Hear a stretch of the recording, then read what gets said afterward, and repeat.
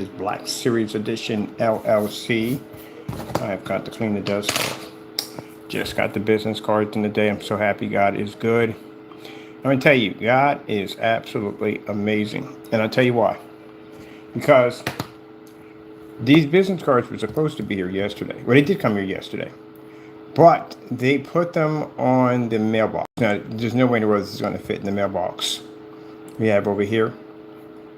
These are like security mailboxes.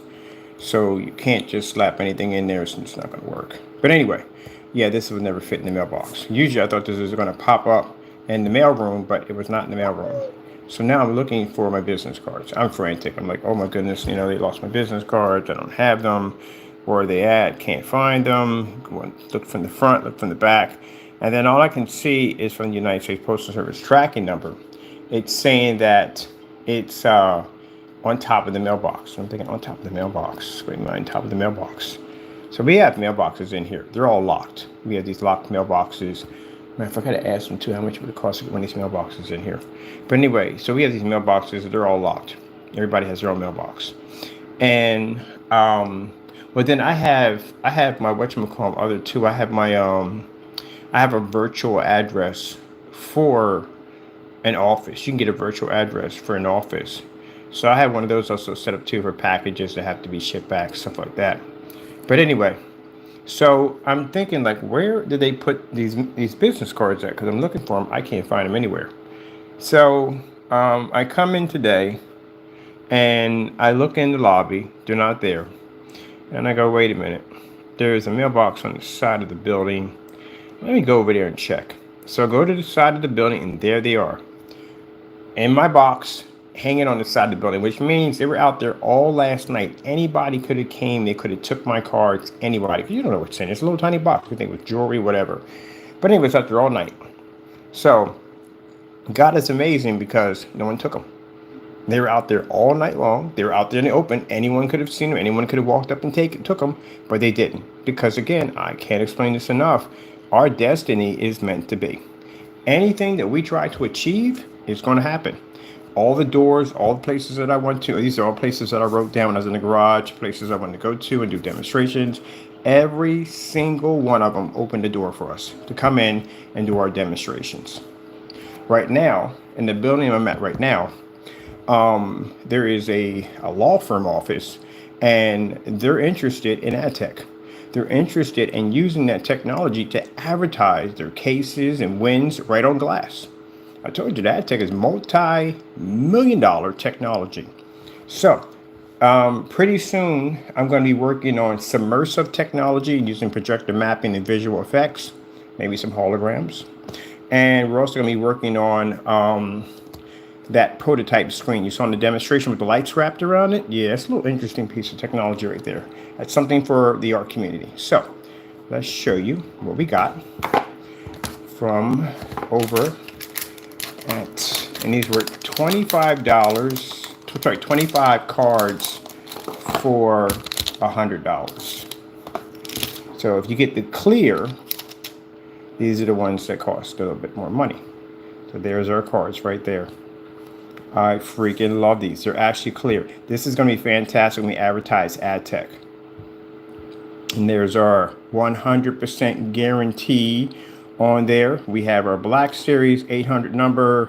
We have the website and email. This is all that's needed. Because again, when I built the website here, I designed the website to be one big massive business card. That's why I had showrooms attached to it, tons of demonstrations. Just about everything you can think of is on here. We have a how-to page, a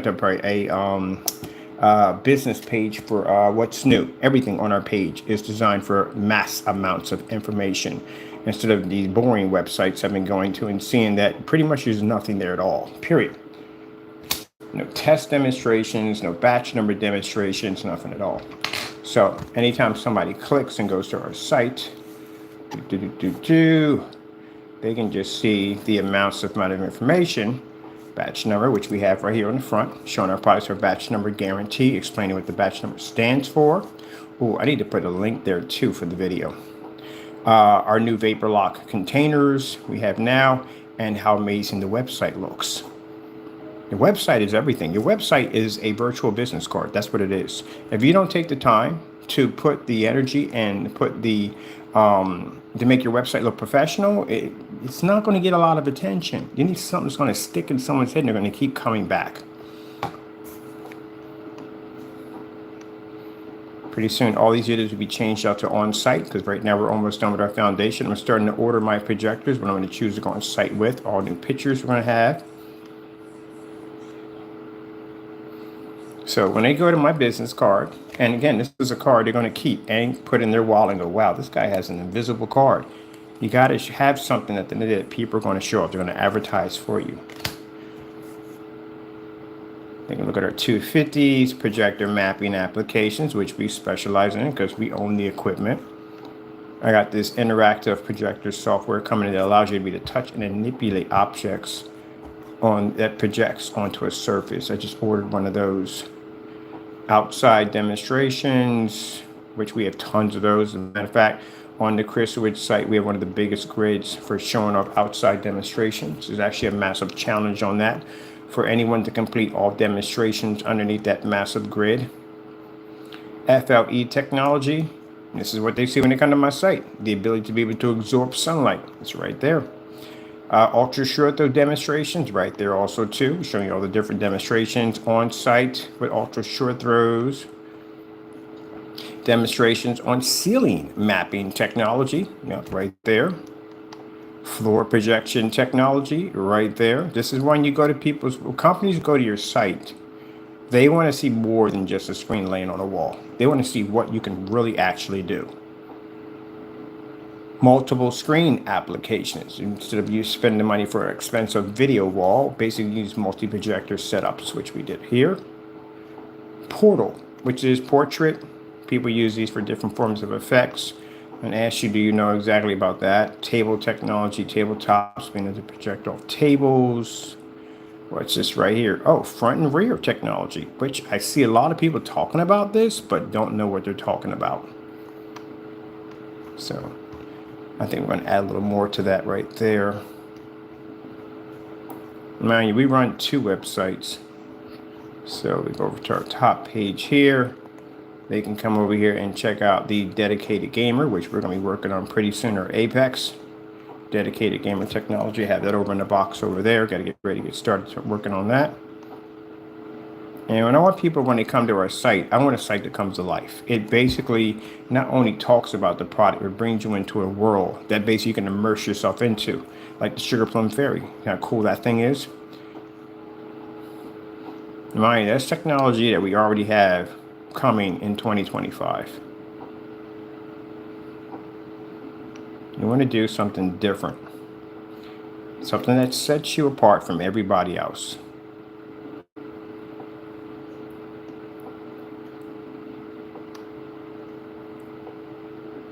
And these are going to be video demonstrations in here soon.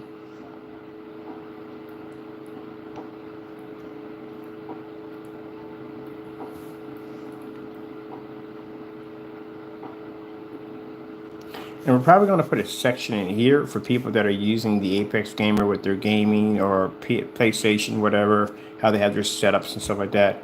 Like if they send us video, we'll put their videos in there.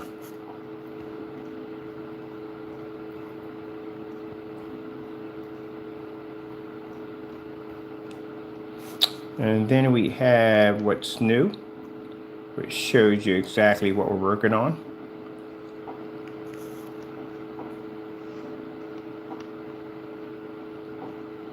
Shows our updates. Show you all the technology demonstrations we have coming out. These are all the different showcase rooms. This shows you all the screen paints and things we're designing, customization, blackout cloth materials, ultra widescreen inflatable projection screens, legendary limited edition rare. Actually, and there is actually we have an Infinity One, or actually we call it the Imperial Infinity One legendary Spartan. I wasn't joking about that when I was talking about that last night. Yeah, we're building a screen designed to take out just about anything we can, especially Diamond. Diamond's, what's that screen called? Carbon black. We're designing to take out the carbon black. I mean, our technology can take out a carbon black with no problem. But no, I want something that basically, when we take your screen out, we don't want any possibility, no thought process of that you can come back. So watching the screen at 12 o'clock in the afternoon absorbs sunlight, and you're not coming back from that. Halloween screens is going to be coming out September the 1st. There's a Halloween kit. Oh, and this right here, I'm actually working on this week. This is for visual mapping aquariums. We're actually going to be working on this pretty soon. I can't wait. Oh. FLE 3D mapping boxes. That's what's sitting over there. And video demonstrations, what's new, and some picture slideshows. That's what we're working on in there. That section over in there. I get to work on the visual stuff this week. Portable. Now we got hooked up with an RV company that is going to allow us to be able to use their RVs to show off our new theater on the go. So these are portable screens, 50 inches, 40 to 50 inches, 16:9 that come with a projector and Bluetooth or Bluetooth and wired.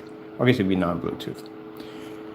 So we got for the RV life, we're already set up for this already. We already contacted somebody. Oh, I got to drop over a business card today too. They're open today too. I'm going to drop off one of my business cards. That's what I was waiting for. And we have for home, tiny homes. Fantastic screen set up for that. The camping life. Do we have the van life in there? Where's the van life? RV and van life. Okay, that's both the same. We got both in there for RV and van life. Camping. And then gaming on the go. These are going to come with a RetroPie. So I can't wait to bring these in and set these up. 50-inch.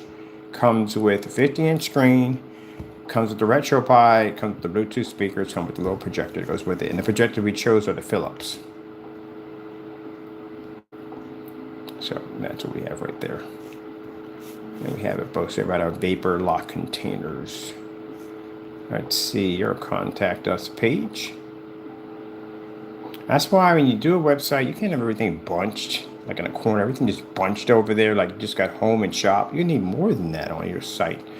As for the other site, you have to have pages that actually serve a purpose.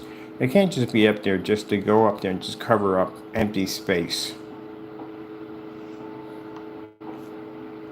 It has to look different.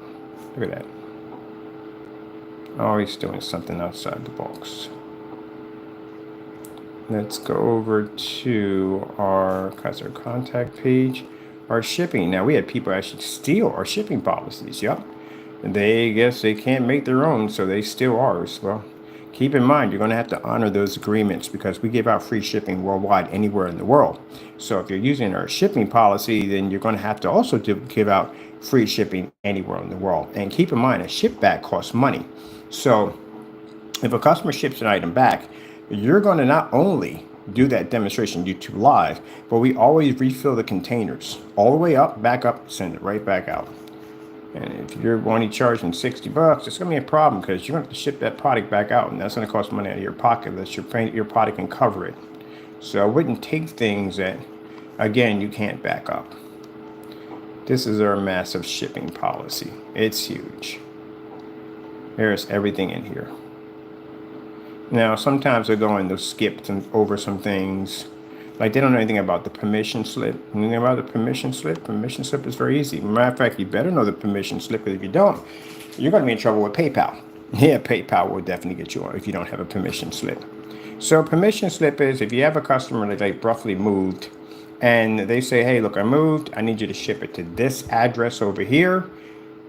And say if the customer, not saying they'll do this, well, we did have one do it. But say the customer comes in and says, hey, he files a complaint against you and tells PayPal that you shipped it to the wrong address. Yeah. So what happens is that PayPal, even though you can go show a signature confirm, because it happened to me on a $1,000 order, we shipped the package to Madagascar. I might have told you this one before, the Madagascar incident. And good thing about what happened in that situation, that Madagascar, in a particular section where we're shipping it to, they don't ship the addresses, they ship the hubs. So it's a hub A and hub B. So when we got the FedEx to ship off the projector, well, I would have lost the projector, I lost my screen fan, everything. The FedEx said where you want to ship it to, because you got two areas here. We got hub A and hub B. You need to go back and ask the customer, and that's what saved my neck. because I went back and I asked the customer, hey, where do you want me to ship this to? Which hub? Because we can't ship it to your address. He said hub A. So we had it already in an email of him saying where he wanted it shipped to. Later on, even though we have a signature showing that he signed for the package, PayPal was going to allow him to keep the $1,000 and our equipment and everything because he made a claim that it was not shipped to his address. So PayPal says, unless you can show authorization by the seller, by the buyer, telling you to ship it to this particular place, there's nothing you can do. I don't care if you have a signature, there's nothing you can do. Whatever it is printed out that comes out of the PayPal, that's exactly where it has to go. If it doesn't go there and it goes to a different address and you don't have permission, send it to the address, you forfeit everything. And we went back and showed PayPal the permission slip, which we now call the permission slip, of him saying sending it to A. And they said, oh, this is good enough right here. You have permission. This is where you sent it. This is where he told you. Money back in your account. Boom, there you go. That's why we call it the permission slip. So yeah, live and learn. That's why I say God is always watching over us. We still have a COVID policy in here. It's going to stay in there. We have it in there. We also have a business policy too, because we have people that will come in and say, hey, look, we want to order screen paint, to order a large amount from us. And then out of nowhere to go, oh, but I have a date where it has to be there at a certain amount of time. Well, guess what? We have a policy in here that says that you have to give us 2 to 3 business days in advance, letting us know that you have any important dates coming up. It's right there in the policy right there. So you have to have these in there to protect yourself. So if it exceeds a certain amount of gallons, you have to have a process time. And you have something special coming up, a special event, we do advise you that you basically tell us 2 to 3 days in advance. Let me see. We have here business order policy, which is for policies of 2 to 5 gallons. We have here our shipping policy. So basically you have to have these in here. If you ship by United States Postal Service for free, okay, a customer may come in and request FedEx. They may come in and request UPS, any one of those places, right? So your shipping costs are going to jump now. It's going to cost you more money because the ship with these local carriers are going to cost you more money. So what we have here is basically we ship for free anywhere in the world by United States Postal Service. You literally have to have this written in here. But any other carrier, the customer has to pay for that themselves. Because again, this is going to cost me more money. It's going to take money out of my profits at the end of the day. And I'm going to end up making, it's going to probably cost me a lot more to ship it through them. We only ship the United States Postal Service for free only. And you have to have that in there. Your naysayers are welcome to take this down because you need notes at the end of the day because apparently you're not doing it right. You're not. See right here where it says right here? Let's see a little better. Where it says address policy, change signature, permission slip. Got to have those in there. Your naysayers are missing a ton. And remember, naysayers, we're talking about people who call themselves making screen paints. You don't even know how to do a proper shipping policy. I've seen people on eBay with outstanding shipping policies in there. And no, you cannot have that dumb nonsense at the end of the day saying, hey, if it lands on your property, you're stuck with it. And if you open it up, you're stuck with it. Can you imagine that? If that policy applied to everything right now, you know how much of a headache and a nightmare that would be? So regardless if it comes back defective, broken, damaged, which is a problem because, again, you have no idea what you're being shipped at the end of the day. You buy a screen paint, you don't know what you're getting shipped. Has it been tested? Has it gone through a black versus black, a gray versus gray? Any one of them to see this stuff is not going to match house paint at the end of the day. How many times the Quasar's been matched against black paint, black fabric, and all that other craziness? All our demonstrations are done that way. Heck, even the AdTech even has that test on it before it even launched. It has, it's right there in our category. But anyway, so you don't know what you're getting. You get shipped the paint to your front door. It could be anything. You don't even know what it is. It could be house paint. It could be a number of things. You don't know. So all that has to be tested. It has to be tested before it's sold. It has to be tested before it's shipped out. And this is why batch number verifications are extremely important. And the only people who get butthurt over this are people who make products because they don't want to do the batch number verifications because, again, they just want to rip people off or they just don't want to do it, period. I can't say that all I want to rip people off, but you have to do it. You have to do that batch number. You have to. It has to be done. Because it's virtually impossible to do a ship back, to have somebody ship the item back if you haven't done any testing to begin with. Perfect example, Fernando Gonzalez went on live stream, network grade 773, end up matching the screen. Still comes on and tells these lies to people that it has a yellowish tone. He's got to go to court for that. Did you know that? Yeah, well, I told you we're taking his business to court. He's literally going to court on the network grade 773, showing that he basically ripped off a bunch of his customers and he didn't change out the product. He didn't, once he found out the product was matching, didn't try to change it or update or anything. He continued to sell this product. So he has to go to court for that. That's what you call consumer fraud. So yeah, the batch numbers are extremely important for that. Up shipping policy we have here and everything else. Yeah, so you literally have a huge shipping policy. You have to have one of those. Let me come out of here. It bothers, you see him leave the room because it bothers them because they do not want to give people a fair deal when it comes to shipping. They just want to basically put whatever they think they're going to put in there, and people just have to suffer whatever consequences that pop up. Let me see. FLE buy here now. Got Spaceman floating around right here. Because no customer is ever going to be bothered by a batch number. Not one customer will ever be bothered by that. Oh, the product was tested. Oh, I don't like that. I don't want my product tested. I'd rather have it rip me off. Yeah, no customer is going to complain about that. The only people going to complain about that are people who just don't want to do it correctly. And you got to do it right. Got to do it right. Have to.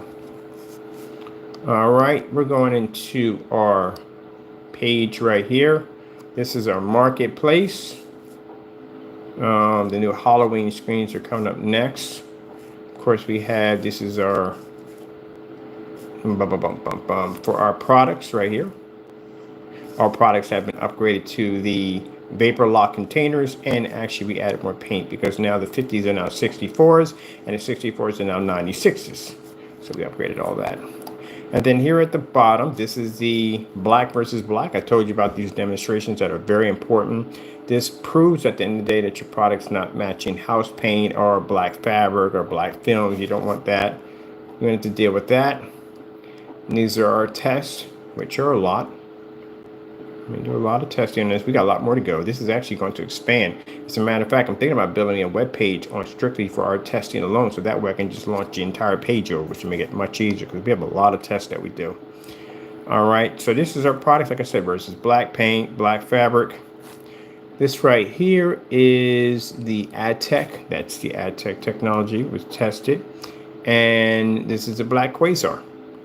Quasar has testing. Oh, we got a couple more tests on the running to Quasar 2 on top of that. Actually, I'm doing those on site. That's where those the empty video players are for, because we're going to do those black on black demonstrations on site for fun. But you're supposed to do this. Make your own paint to put against your own product, fabrics, films, even paint into your own screen. You literally have to do this. Now, this is one of the things that we're going to advertise out here. Any company we go to, this is what we're going to push. That before they buy any product, make sure the product is batch number tested, that the customers are getting exactly what they paid for. So you'll get a chance to see that. So this is Black Magic by Lowe's, and this is Black. This is Bear Black Dynasty. Yeah, because in the video demonstration, a fellow by Fernando came on camera on his apartment and did demonstrations with this product here called Black Dynasty, claiming it to be our product. We actually have that on a recording, Mr. Fernando. If you actually making this statement on your YouTube channel that Black Dynasty is the same of our product, you will be painting this into a courtroom to see to get this to match our product. This is Black Dynasty versus our paint. We use it in all our demonstrations now just for fun. This is going to cost you a couple $1 million, just so you know. September is coming up quick, so you know it's going to be here pretty soon. So this is one of the tests you have to go through. If you notice, no one else is doing these tests. Black fabric, black paint.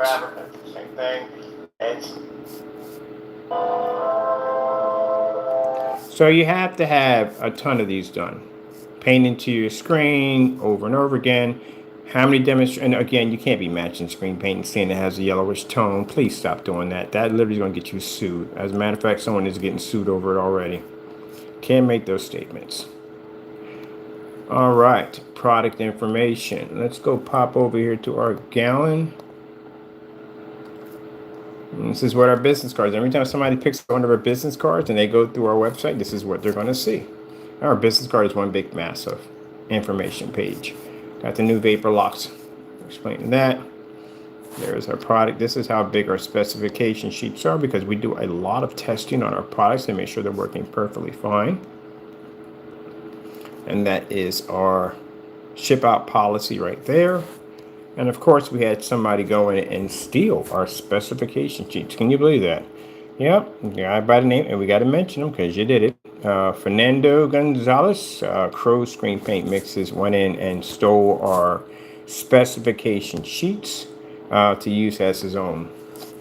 As I said before, if our products were just that and the other thing, you know, hey, then people wouldn't try to take. I said, put it this way. If you're not, and I hate to put it this way, sorry to use that term, but if you're not the smartest kid in the class, I'm not going to be copying off you. I'd rather copy off the smartest kid in the class. That's what I'm going to copy from because I'm guaranteed to get an A. So people do copy our specification sheets because they want to be us. It's flattering. But at least they understand who's boss. Can't get mad at it. It's right on this website, so they understand who's boss. Where are we at with this right here? There we go. Happy customers. We're going to be loading more up on this one right here. So these are our happy customers. Actually do the same thing we do. Fully lit environment. Stove 9 yards. Woo! Happy customers. On-site demonstrations. Companies. Customers.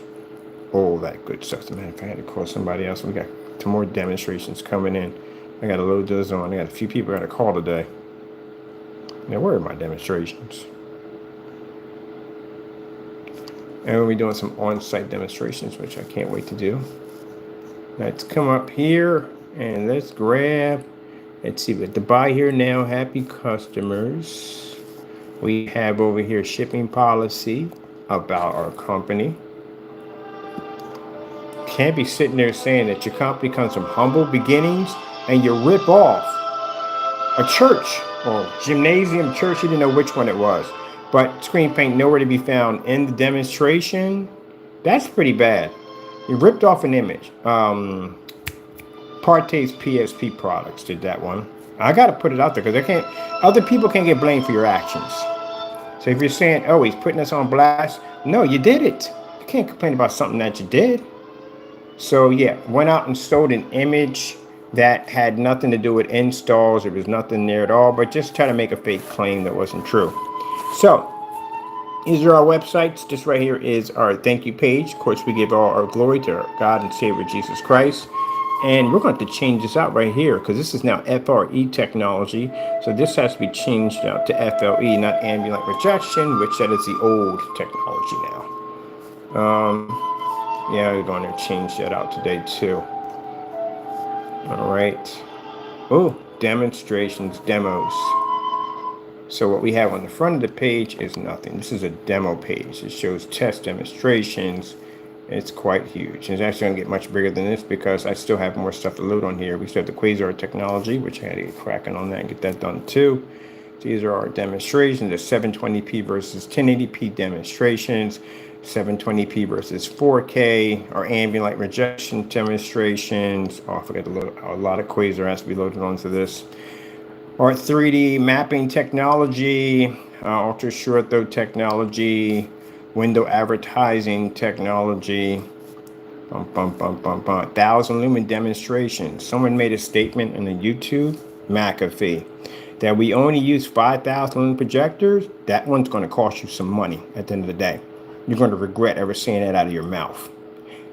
You're going to do that demonstration in a courtroom with 1,000 projector. We'll bring Old Faithful. You'll set the whole thing up, and we'll try to prove to the court that we only run off 5,000 projectors to get the images to push. That's a rumor you started online, and that's a rumor it's going to cost you around $150,000 if you can't prove it correctly.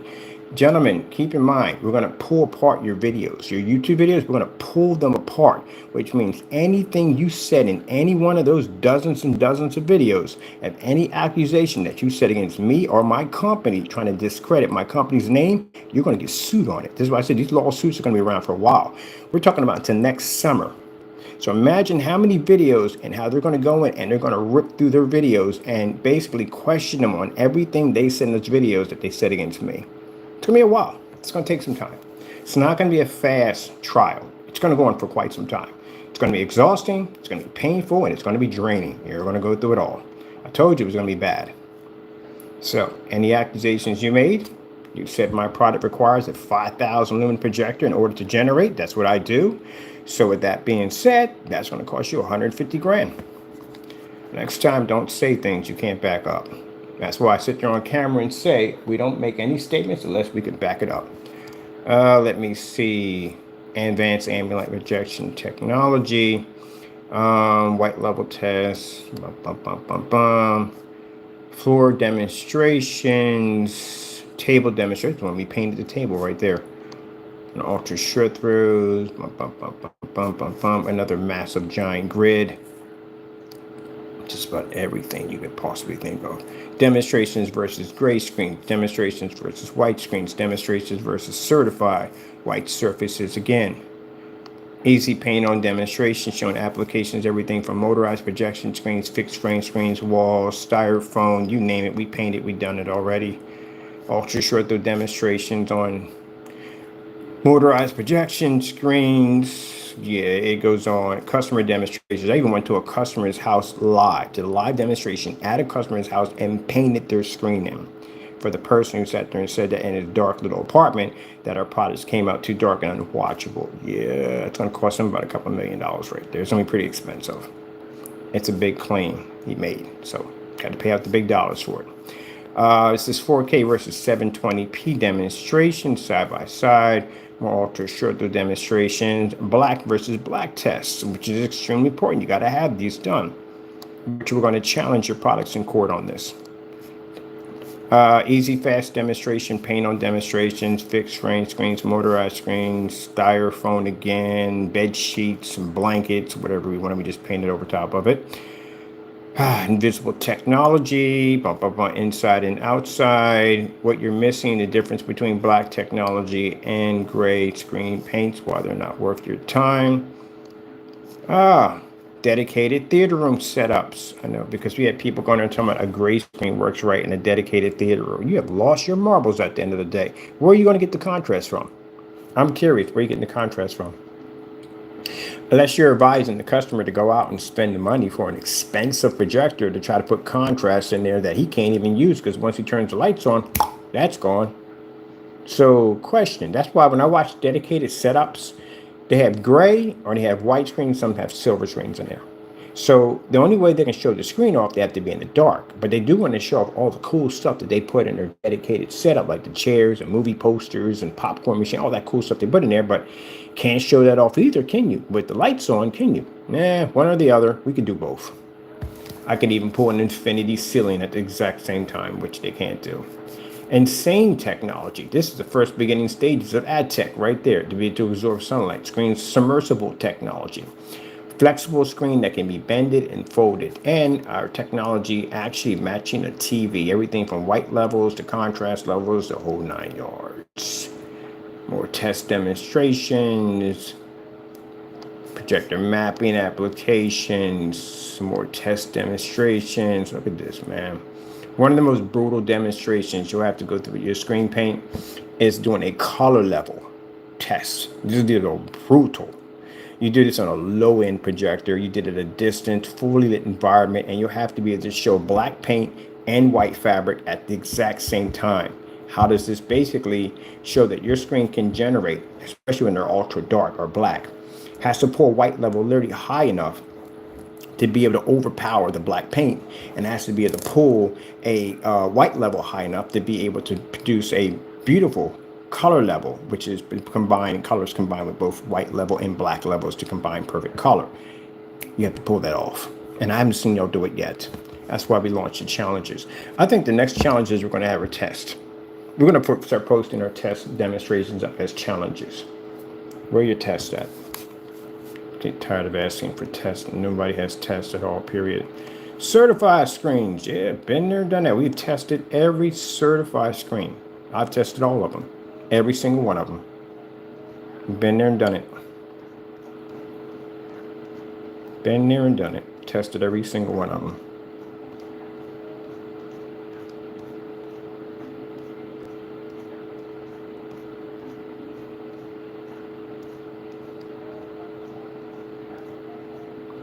I think what we're going to do is we're going to send Screen Innovation and that ad tech, but this is a black version of it. It's a legendary Spartan. We're going to send them one over.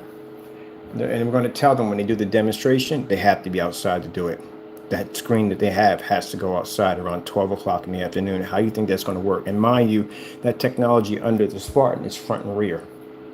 So they're not going to do it, and they're not going to go outside with it because they know that the carbon black can't handle being outside.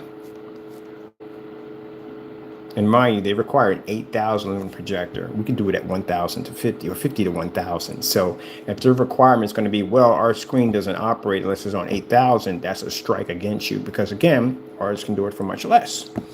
We hit our screen with 8,000. What do you think it's going to do to your screen? That's not going to go well.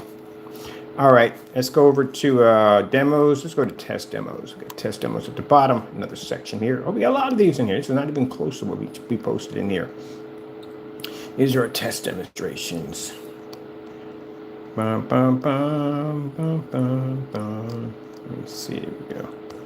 Get our videos to boost because we have a lot in here. It's going to go through the load. But that's the reason why I said that when you design your business cards,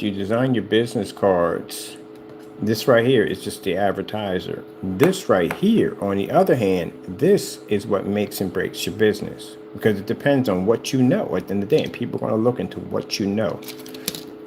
So you're going to have to be able to display it. Because if you have on your demonstrations a bunch of customers sitting in a dark environment, that's not going to sell your product at all, period. And having some demonstrations called black versus black, which you have, I guess you claimed you had a phantom. That, okay, by the way, you're getting sued for that too. That's a $250,000 lawsuit, Mr. Danny Rogers, because you claimed to have a phantom, and you claimed that a phantom came up that dark. But even more interesting, that your screen came out gray. So that's going to consider it consumer fraud because you claimed to be a black screen when actually it wasn't. So you got a little problem with that one altogether. Yeah, I'm curious how you're going to explain to a judge how you're selling a black paint and it's coming up gray.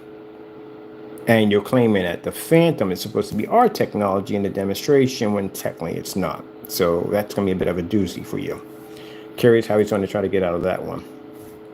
Certified screens. Now, when you make statements about saying that your product's going to cost, and he's made this statement saying that his product basically is more advanced than a 5,000 set. How do we know this if you haven't done the test?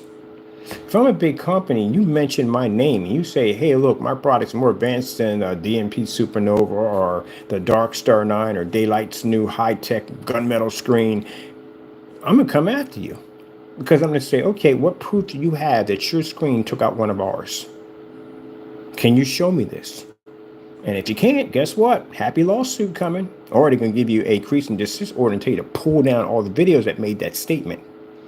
So, do you have proof of it? Because we do. Because I collect certified screens. I've done 17, 18, 19 screens all at the same time against my technology. And I've done them on low lumen projectors. I've done them on high lumen projectors. We've done them on everything. So, can't make that statement. Can't make that statement that your $60 paints are going to be to take out a $5,000 screen. Because I have Black Diamond technology over here, and I can guarantee you from the door that you're not taking out a diamond. Now with that stuff you make. Let's see, window technology. Well, this is a very interesting test to do right here. So, we used to give away a product for free. It's a blackout cloth material that allows you to paint over it. You know, every once in a while, you got to think in the mind of the customer. So if the customer says, hey, why in the world am I buying this paint? I can just buy any black surface. It'll do the same thing as his product. That black surface over there too, right? It'll do the same thing. So this right here is what happens when a 5,000 lumen projector makes contact with a black surface. It doesn't have a heightener technology embedded into it. That's the technology we designed that allows screens or a black technology for you to read and understand white light. This also plagues your color levels too also. But anyway, as you can see, this is us producing the white levels on our technology versus the fabric. And we decided to rip it down the middle to give you more of an insight so you can see exactly that your black fabric is not going to work at all, period. Which someone did make that statement. Mr. Fernando, in one of your videos, you made a statement that black fabric would do the same thing as my screen. I'm taking you to court for that. You don't back that up. Guess what? I'm going to sue you again. Again. Anything you said in your videos will be pulled apart and used against you. So you better be to back that one up, because that's going to cost you some money. And this is why I said be careful about making statements. See, I think at the long run, these people thought they were going to get a line, do whatever they wanted to do. No one was going to figure out who they were. They can continue to carry on and act up. That day is over. This is a year of prosecution. You're going to be in court in front of a judge. And that means even if I have to come down to the state of California to come get you, I'm going to come get you. You're not getting out of this one. So let me see. Let's show you right here. So we have to back this up because we have to make sure that the customer is getting what they paid for. And that's where all these tests are required. You got people that don't want to do these tests because you know why? They can't pass it. So without that technology, the black surface we were giving you for free won't work. Now, say if I'm doing a demonstration and somebody says, hey, what about that black tablecloth over there? What if I put that against your screen? It'll probably do the same thing. No, it won't, because their stuff is tested.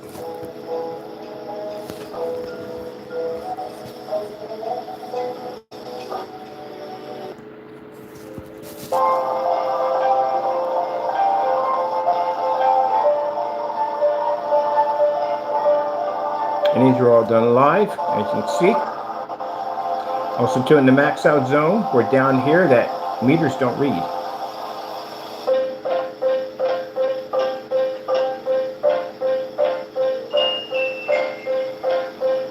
I can't wait to do this in a courtroom. I can't wait to do all these demonstrations in the courtroom. You know, publicity is going to bring my company at the end of the day. And why do you think the certifiers won't touch me? See, that's why I explained to you. Why do you think the certified screens won't come near us? The last thing they want to do is add more fuel to the fire. They don't want to come near me with a 10-foot pole. They know I can take out their certified technology. I'm pretty sure they bought our stuff already and done the test themselves. I'm pretty sure they have. So with that being said, that's why in the, I don't know how many years, 8 years or so, maybe more than that, we've been testing their stuff. Not one of their companies have ever brought me to court. Because I know I did things by the book. Their screens can't survive in this kind of lighting. In the environments that we actually sit in, they can't even be in those environments at all, period. So they know that if they're going to come against me, we may have to stick our screen in an environment that we're not comfortable with. So let's just leave this guy alone. That's why they don't touch me. Now, you guys, on the other hand, you did demonstrations that we know you messed up on. And this is why we're taking you to court and suing you. Because we know at the end of the day, your products don't do what they claim to do. And you claimed our products do something that they completely don't do. But see, if I did that to one of these certified companies, they would have definitely contacted me by now. They can't touch me at all. Because the last thing they want to do is bring me into a courtroom and have my screen do something like that to their screen. Turn the screen white, turn it unwatchable. They don't want that kind of publicity. You know how bad that's going to look for them? That's going to be on court record showing that our technology went into a courtroom and not only was able to overpower their screen, but to prove them back what it was designed to do. They don't want that. Let's leave him over there away from us so that way we don't have to deal with it. That's how they see us. If that was the case, Screen Innovation, when they first contacted me, wouldn't have said that my product had potential. They would have hit me with a cease and desist order, ordered me to remove all my videos. They hit me with that afterwards, when they couldn't work, when we wouldn't work with them. That's when they hit me with that. But if you're angry, that's like me going out, Jamie doing bad stuff against my videos and my products, and me going up there saying, oh, your product has potential. That doesn't even sound right, does it? No. I mean, so at the end of the day, if we knew that our product was being tampered with and that he was doing something to our product that wasn't right, we'd have sent him out a cease and desist order right from the door, which he did get. So with the fact of them knowing that my technology did exactly what it was designed to do, that's why we never got hit by any of the companies. And the last thing you want to do is bring me into a courtroom where our technology will blow their stuff clean out of the water. The same thing I'll do on a live, I'll blow their screen out right there in the courtroom. Do you really want to give them that kind of publicity? They don't want me to have it. Now, their biggest nightmare at the end of the day for them is me popping up at a trade show where they're going to be in. That's going to be their nightmare. Like, how do you handle a screen that can do that? A black screen that has that capability. So if you have a gray screen, if you have a gunmetal, if you have gray screen, gunmetal, pretty much hitting a white screen, and you're at one of those trade shows and one of these black screens pop up over there, it is going to be your nightmare. Even for the carbon black, it'll be a nightmare. Look at that. Isn't that cool? Tell me that's not cool right there. That's absolutely cool. I like that kind of stuff. See, taking the time, put the man hours in, so that they're doing these fake demonstrations in the dark. I'm like, oh, look at the colors, look at the contrast. Turn the lights on. Let's see what happens. Take it outside. Let's see what happens. Now, as I said before, any of you naysayers out there that want to sit there and complain and cry at the end of the day, talking about, oh, his products are fake and they're not real, this is what the Match Your Betters are for. Get to work. Because if you're going to get out there and you're going to run your mouth about how my stuff is so phony and so fake, then guess what? If it's so easy to beat and I'm just a fake, at the end of the day, you need to roll up your sleeves and get to work, because I launched dozens of these demonstrations and not one of them have been matched yet. As a matter of fact, I got one sitting back from 2019, maybe farther back than that, called the 1100 Lumen Challenge, which has been matched. So when customers come in and ask you questions and saying, well, look, this guy put these videos called Match Your Better, how about you do his videos if your product is so good and he's so fake? They're going to hang the phone up on you. If you request a batch number guarantee for your products, they're going to hang the phone up on you. And they can't do any of that. It's easier for them to claim us to being fake and fraud and phonies at the end of the day than to do the work themselves. But even the very words you spoke from your mouth are now going to get you sued. And if we figure out a way basically to get you jail time, oh, I'm definitely going for it. So how do you get out of that situation? What do you say? You say the wrong thing, you get sued, and you can go to jail for it. And if you can't back it up, then people know what you are, a fake and a phony. So what do? You shut your mouth and you stay out of my business. That's what you do. You stick over there in your corner where you belong at and stay far from us, and we won't basically catch word of you and then come over and destroy your stuff. And if you make false accusations against me, which you know you cannot back up whatsoever, you're going to get crushed in court. Look at that. Look at that. Now, that's how we deal with we can't say competition. We don't have any competition. We really don't have any competition. I'm not trying to brag here. We don't have any. What do we have, honestly? Let's be frank here. What do we have? I even did it with Jamie's paint in the middle of the screen. Look at that. Washed out his screen at the exact same time, and then turned around and beat the black surface and did it in a fully lit environment. Your screen painting worth jack to us, man. We can wipe your stuff any day of the week. Yeah, that's the screen paint right there. His personal mix just got destroyed in the demonstration. Didn't even work. Sheesh. As a matter of fact, there's actually 2 demonstrations missing, because when we did the Network Grade 773, we had the personal mix, the Cinemax, and we had the Metallica mix in those demonstrations. He only did the Cinemax, and that was it. He didn't do the rest of them. So what happened to the rest of them? He never did them. Of course he never did them, because you know what he did? Off camera, he did those demonstrations. He was like, oh, shoot, he's right. Yeah, I'm right. They do match. So if we give you a free black surface with it to paint over your screen, that means that if you send back the paint, you just, put it this way, you doomed yourself. and we won't send you back out the paint at all, because it's an insult to me at the end of the day. Look, this is my work. I put my lifetime into it. I put my blood, sweat, and tears into this work. At the end of the day, I went through my ups and downs in my trial. It is my baby. You understand me? So if I send you out this product and you send me back the paint, I got no problem giving you back your money. That's not a problem whatsoever. There's no place for you to go. I'm not trying to be rude here. Where are you going to go? We tested every little certified screen we could get our hands on. You want to spend $5,000 for a screen that we could take out for $500? Yeah, that's a real smart move right there. White screens? Oh, we crush those all day long. So, no. Gray paints? Oh, my goodness. You can't even turn your lights on. Some of you got those P2 projectors and you got the Epson LS800s and you can't even turn your lights on a projector that costs that much money. And you can't even read the screen correctly. Then you guys see all on forum sites talk about calibrating. I'm like, oh my goodness, you paid that much money for projecting on a forum site talking about calibrating? Why are you calibrating? What are you calibrating? And then the contrast issues you have with those projectors. And don't get me wrong, the projector is perfectly fine. There's nothing wrong with this. The screen is jacking up the projector. So your contrast levels are way off.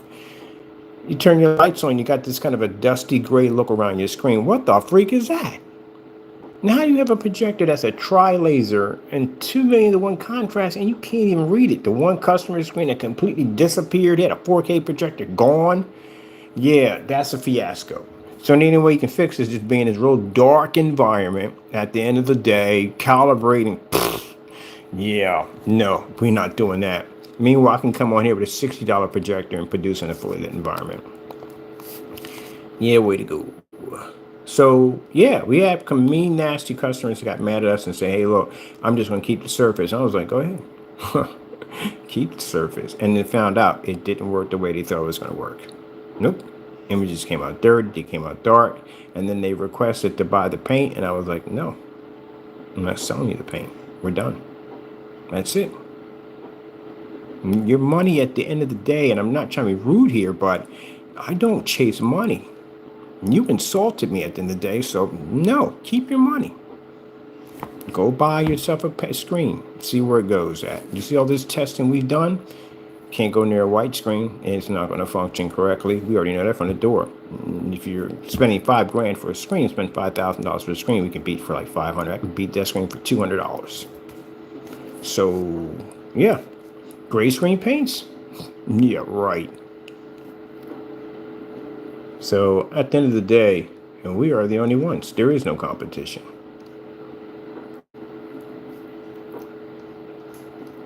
And naysayers get mad over that and they go, oh, well, you're wrong. You can't. I've done the testing. I know.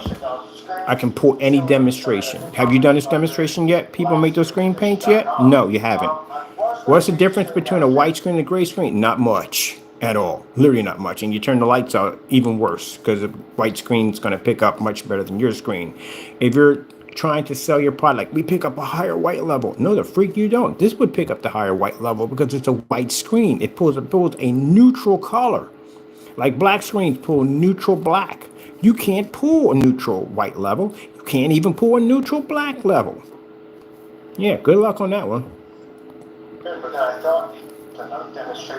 Done this one too. White level test too. Yeah, done it already. Even scrolled through the menu, everything. Been there, done that. Done this at 5,000, done this at 1,000. He even did it at 50 lumens. White level test outside. Got this one a lot when we were on forum sites. When they would say, well, I'm going to be out in the dark anyway. You're really not going to see the difference between the screens. Oh, yes, you will. This is what happens when you use a white screen outside. This is what happens when you use our technology outside. You actually see the color red. Yep. This is green. That's not green. That's yellow. So you're not getting what you claim you're getting at the end of the day. That's purple. See it right there? And that's a black piece of fabric. These are the tests you have to do inside and outside. So say if you get a customer who says, okay, I'll do the same thing as his black paint. I'm just going to go out and get a black sheet, take it outside and project it. No, it ain't gonna work, because this is what happens next to a black sheet next to our technology. It can't read white light. And it comes up dirty. So you have to do those tests. This is all the stuff we got to prove to customers every single day. We got to do this every day. White screen outside, our technology outside. That's why they look like TVs. Black technology is a beast. Let me see. Oh, my personal favorite, the door demonstration. I can't express this enough. This is going to ruffle someone's feathers. For goodness sake, stop opening up doors in your demonstrations. Really, stop. It's embarrassing.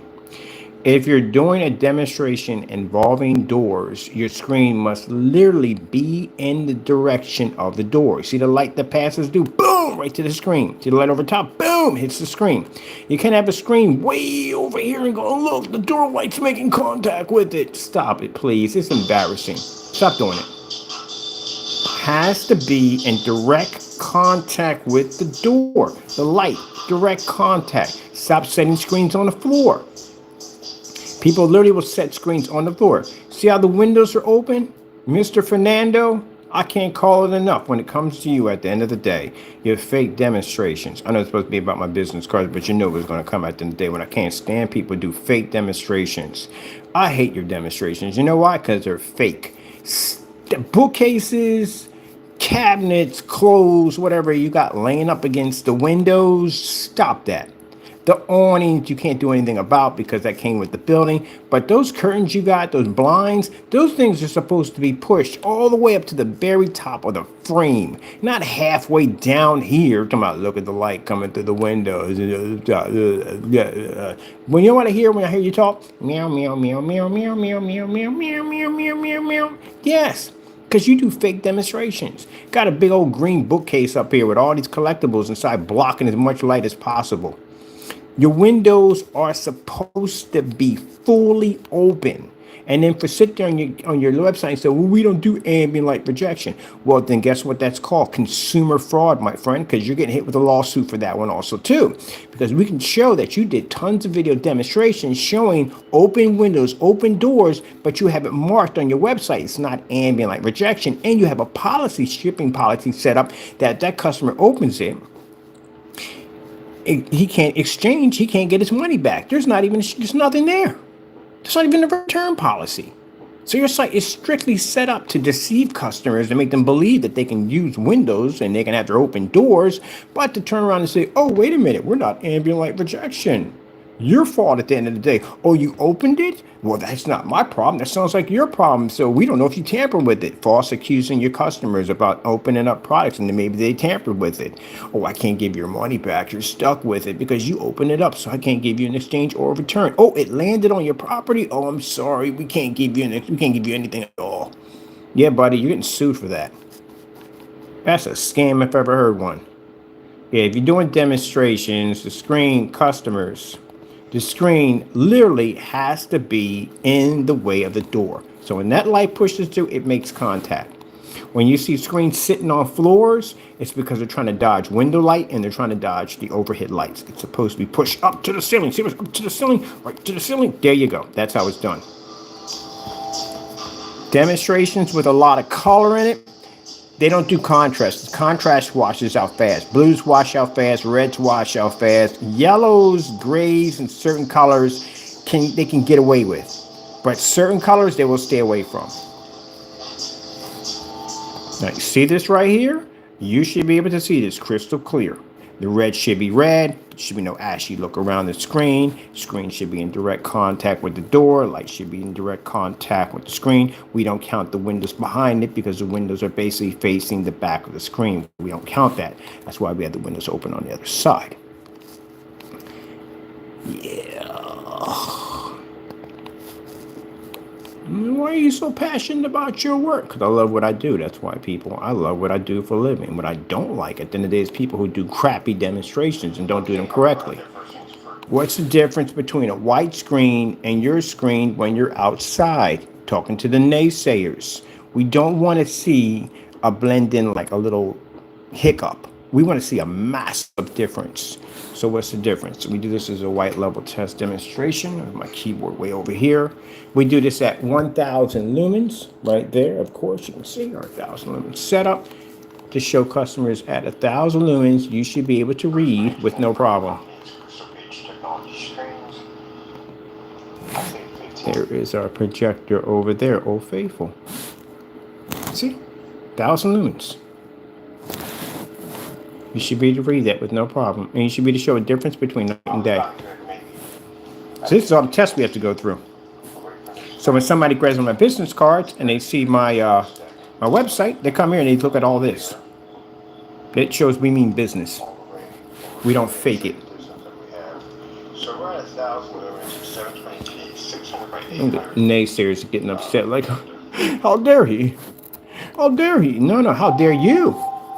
I'm going to take you to court for it. You think I'm joking. I'm dead serious. I'm going to take you to court for it. I'm going to sue the daylights out of you. I'm going to fine you. Whatever we got to do to you at the end of the day, it's going to be done. Because you got on YouTube and you lied. And then you ran your mouth so much. Oh, this is fantastic too, because if you're in a dark, then in a very, very dark environment, people say, well, I want to be outside, I want to be in the dark. I'm going to pick up my, you're not picking up any contrast. You won't pick up contrast, you won't see color, you're not going to pick up anything. That's what you pick up. That's it. White screens don't generate anything at all, period. Standalone, yeah, and you don't have a more superior technology behind it, but still the screen is horrible. Okay, how we run today? Ultra short throw outside. We did so many tests on different color levels, it's not even funny. So we did it long throw, we did it at ultra short throw. We did it with the lights out, we did it with the lights on, it doesn't make a difference.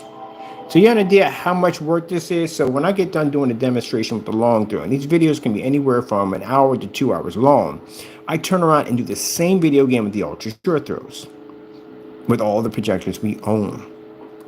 So I had to do this over and over again and again and again and again. This is why when I go to a site and I say, hey, let me find their test demonstrations, I can't find one test, no test at all.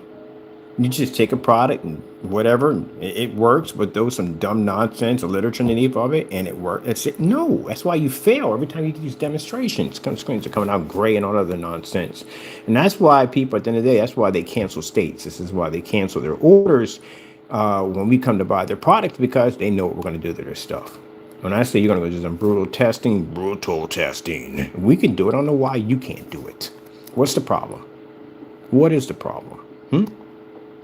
So, your company, under Oh, game capability. Someone asked me, it was like, what's your game rating? We don't even have a game rating. I got so sick and tired of 0.9. Got tired of it. I want my own at the end of the day. So we have an FLE technology.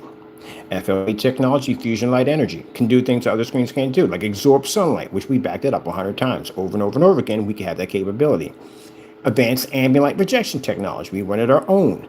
We can project images off a ceiling if we want to. That stuff is pretty fascinating. And we even walk through an entire office complex with a $178 projector, and we produced everywhere in that building. Yes, sirree. So this right here is a 1,000 lumen projector versus a 5,000 lumen projector. So that screen can generate a white level, a bright level so high that a 5,000 and 7,000 look exactly the same. One is actually 720p, one is actually 1080p. Isn't that crazy? It's the stuff you got to do. I love crazy tests. I love them. Oh, by the way, I should make this a challenge. A matter of fact, I'm going to make it a challenge. Why not? Let's throw it in there too. Look at that. We're going to do white level tests. We're going to do color tests. We're going to do everything. They don't do these. They skip these corners. Look at it. Skip corners left and right. You're not supposed to skip corners.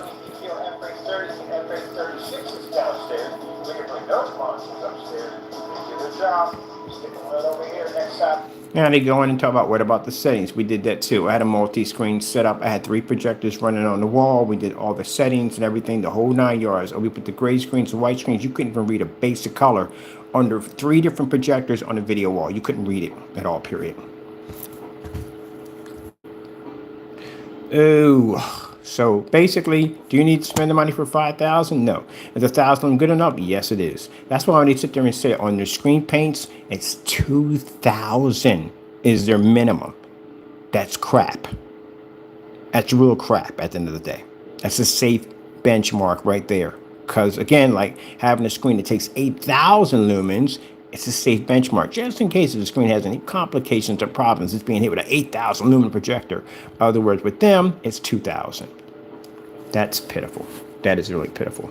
How you can't get a black screen that produces off 50 lumens? Are you crazy? Are you crazy? Certified screen test. Let's get it. All right, so Boom! Certify. technology screens, and the new company which we're love working this. on right now. White level test. Screens. Can it turn our screen unwatchable? So let me get this straight. A screen that has a 0.9 and 0.8 gain attached to it that can produce a very high white level, that is gunmetal, which means it's more of it's not 100% black. So it should be able to produce a much more higher white level. Does not have the capability to make our product look like the same way it did in Fernando's demonstration. Fernando, you might want to listen up because this is going to cost you a lot of money. This is going to come up in court. So how is it possible in your apartment that your screen paint, a basic screen paint, turned our technology black and unwatchable? Unless you had black paint in the containers, saying that the black paint was our product when it actually wasn't. And this is why, Mr. Fernando, your lawsuit has now reached over $3 million. Over $3 million. Because the extent of time and how long you've been doing these campaigns against my company and the constant lies you've been spreading about me. And this serves with jail time. So you know that it's considered to be fraud against my business. Yeah. Good luck. It's going to hurt pretty bad. I know he's in there biting his nails right now. You should be biting your nails. You shouldn't. Yeah, it's going to be pretty bad. So we've done certified. Now, for people saying, well, you know, I just go out and buy myself a certified screen. I literally had a customer get mad at me, go to my site, call my site ghetto, call me ghetto, send me a receipt that he purchased a Black Diamond screen. And I sat there and laughed about it. And I said, well, good for you. Hope you enjoy your screen. And I sent them over the literature showing where Black Diamond was impressed by our technology and how they basically had a cease and desist order because they didn't want to come near us. Now the conversation changes all of a sudden. Well, he was upset. He had a hard day. I don't want to hear it. Enjoy your screen at the end of the day. Bye-bye. There you go. So certified screens 1, 2, 3, 4, 5, 6, 7, 8, 9, 10, 11, 12, 13. And 13 certifies against that technology. Not the mother of all screens. Now, the reason why we call it the mother of all screens is because the Quasar has a bit of each one of our technologies combined into one. That's what a Quasar has.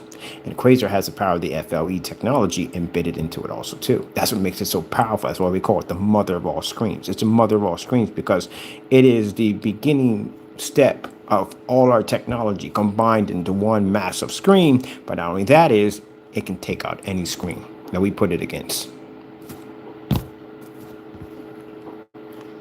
Yep. So this is what you're up against.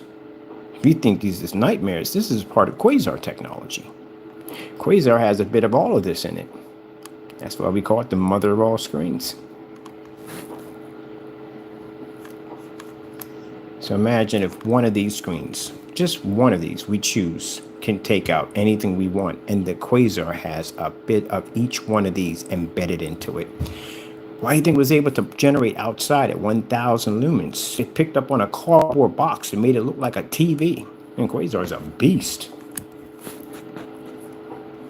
Everybody, we did the Quasar demonstrations. I had 5,000 sitting on the floor. I had 1080p sitting on the floor. I didn't touch any of those projectors when we did the Quasar. Not one of them. We used a $10 projector. I did an unboxing for from eBay. That was an XGA 720p projector Sony.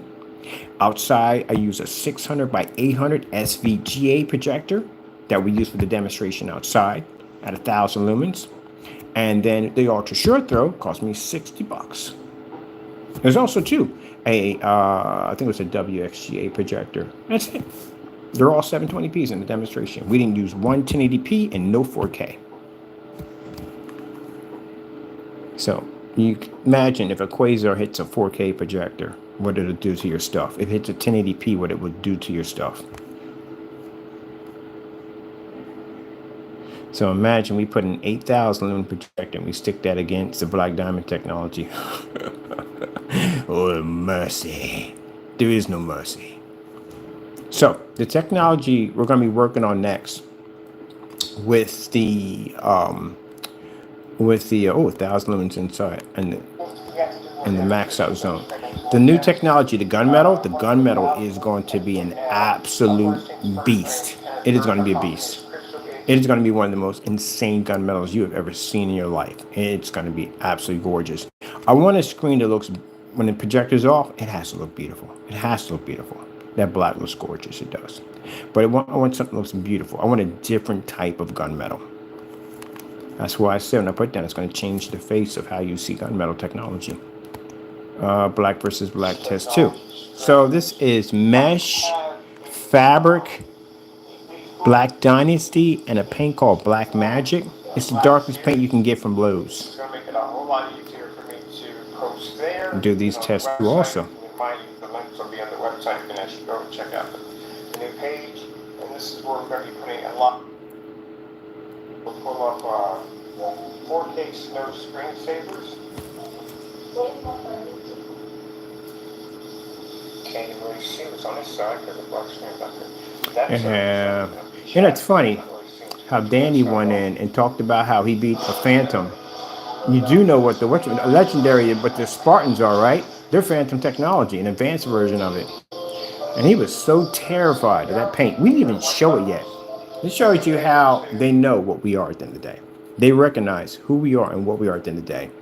Because he was so terrified of that paint that we never showed it. We had it, we just never showed it because we never got a chance to do the side-by-side because he canceled the entire state of Pennsylvania. That's why. And you've seen from past, when we wanted to buy his products, nothing but cancellations. So he already knows from the door. Now he gets on camera just to talk because at the end of the day, that's all he has. He doesn't have anything else. Talking, crying, whining. But at the end of the day, when we came to buy, you canceled out. And one of the products we didn't even have to show you yet. He was so scared he nearly locked every shopping cart, came off vacation, and removed the entire state of Pennsylvania. It's right there. We have it on a former site for everybody to see. They were like, wow. I said, dude, we didn't even launch the paint yet. He was that scared. So they know what we're capable of doing. They have to get on camera and they have to act like they're big and talk. They don't have a choice. Yeah, try doing that when the court dates come up.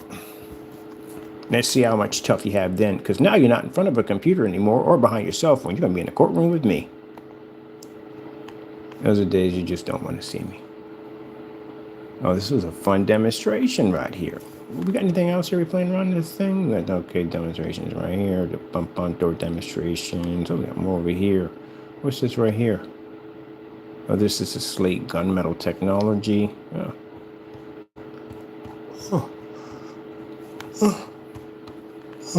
Yeah. Sorry about yawning here. We've got a lot of work to do. I still got to be back at the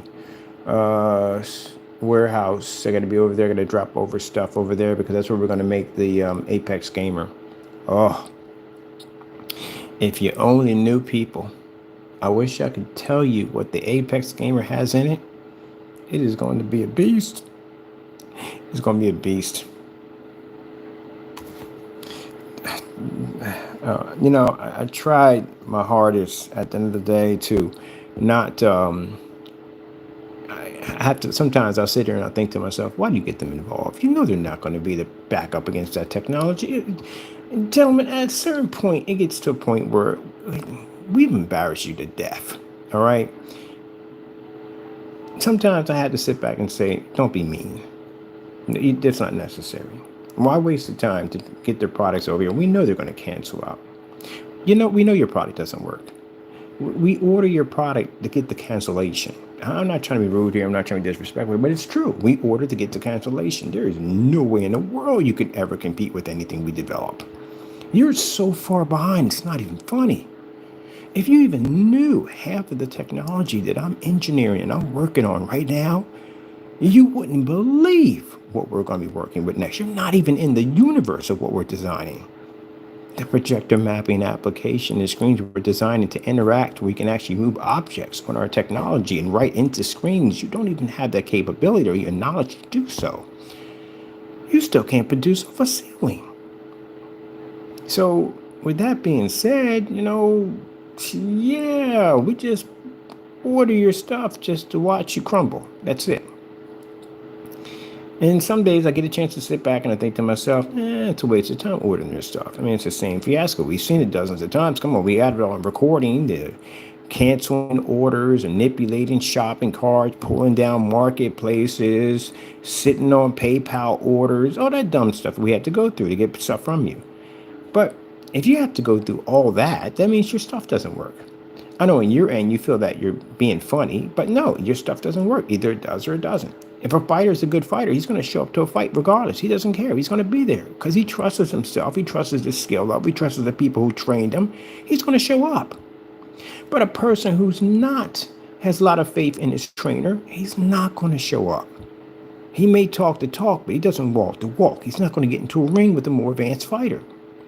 Unless he's stupid. Other than that, he's not getting in there. He's just going to talk trash. That's what you guys do. You talk a lot of trash and you don't back it up. We showed proof of this with your cancellations.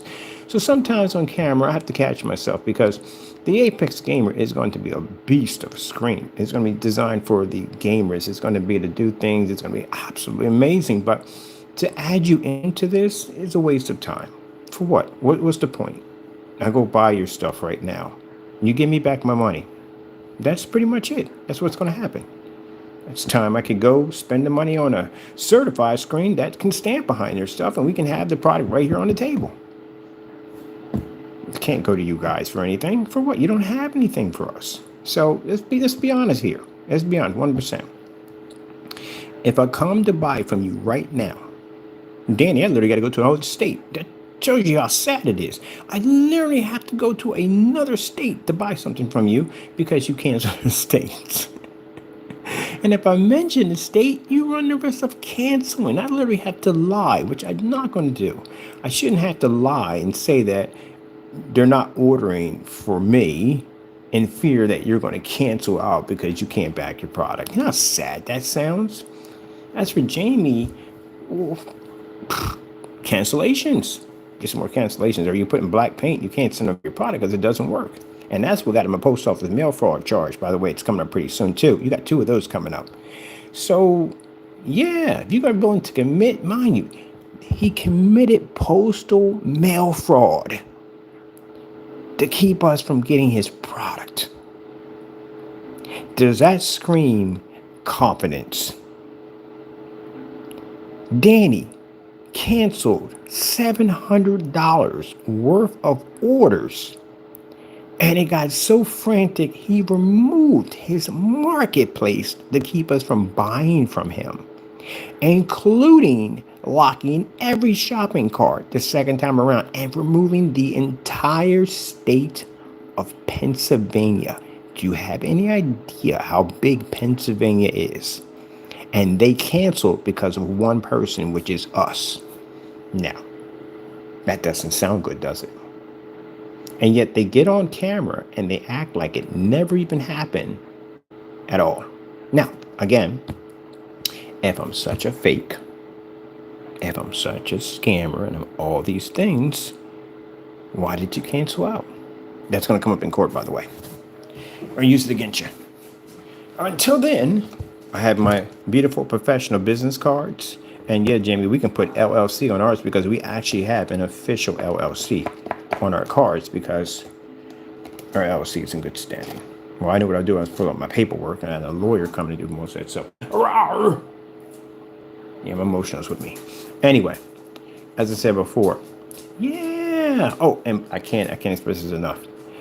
The copyrights that you have on your sites is also too going to come up in court are not legit and they're not real. You can't put a copyright logo on an item that's not real. Danny, can't do that. I did the search. I went through and I checked. You don't have any copyrights on it whatsoever. Can't do that. No. Reason why you can't get a copyright for it because it has the PSP on it. That's why. It's going to cause conflict. So what's going to happen is going to do this search, and they're going to find out he's coming too close. They call it a I forgot the name of it. It's a name what they call it, but he's too close to actually matching another company, so he can't get it. They're going to tell me it's to change the name, and then they're going to alert the other company, let them know exactly what's going on from there. Okay. Now, let me see. Any other places we want to go to real quick? Oh, yeah. I forgot about this page. This is our Sugar Plum Fairy 2025. This is the new technology coming up. Should we enter? We should enter. Oh, I forgot. Oh, entrance down here. There we go. So this right here is the Sugar Plum Fairy. These are our new set of screens we're going to be bringing out in 2025. Glass projection screens for the gamer. And these are for the ladies. I love this page so much. So relaxing. And pretty soon, you'll see soon the Spartans will be, actually, their page will pop up pretty soon. We're still working on that. The legendaries, there's 7 of them. Yes, soon we shall have the Imperia Infinity One legendary Black Spartan that's designed to eliminate everything in its path. All right, so here we are showing off we got to make the page, and we designed the page for the Sugar Plum Fairy. I wanted to design something where we had, we could bring you into the world of Sugar Plum Fairy, of what we're going into. That's what these pages are designed for. Oh, they're going to have some pretty cool stuff. So we're going to customize bobbleheads to go with these, and it's going to come in a cool case, a hard case that you can put your screen in. So there's some pretty cool stuff attached to it. Gaming on the next level. Wish we had to change that to 10, because now we're on the 5 anymore. And at the bottom we have the unicorn. Next one we're doing for ladies. Oh, by the way, they come with headsets. And yes, the headsets have little horns shooting out of them, so it's pretty cool. So the lady gamers don't have enough stuff. They really don't. They don't have enough stuff. So we're basically going to start developing some pretty cool stuff for them. The FX Extreme Pink Widow. Ooh, this is going to be gorgeous.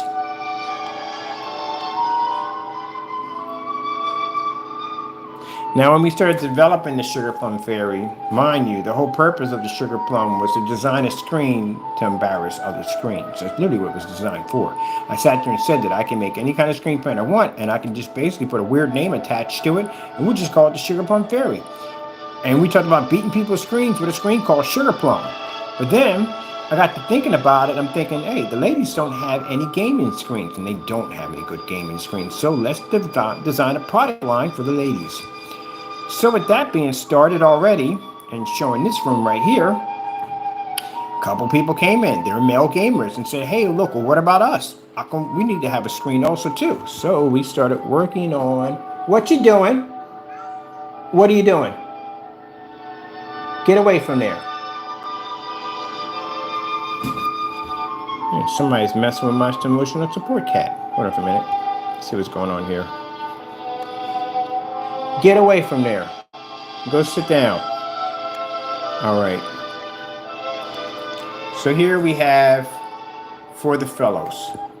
Because again, someone came in and they said, hey, look, you're going to design these screens for the ladies. What about us? We need screens too. So this is where these screens, and it just started a whole nother path. So the Leviathan is a screen that's being developed for the fellows. Ladies, you can have it too. It doesn't make a difference. We don't care.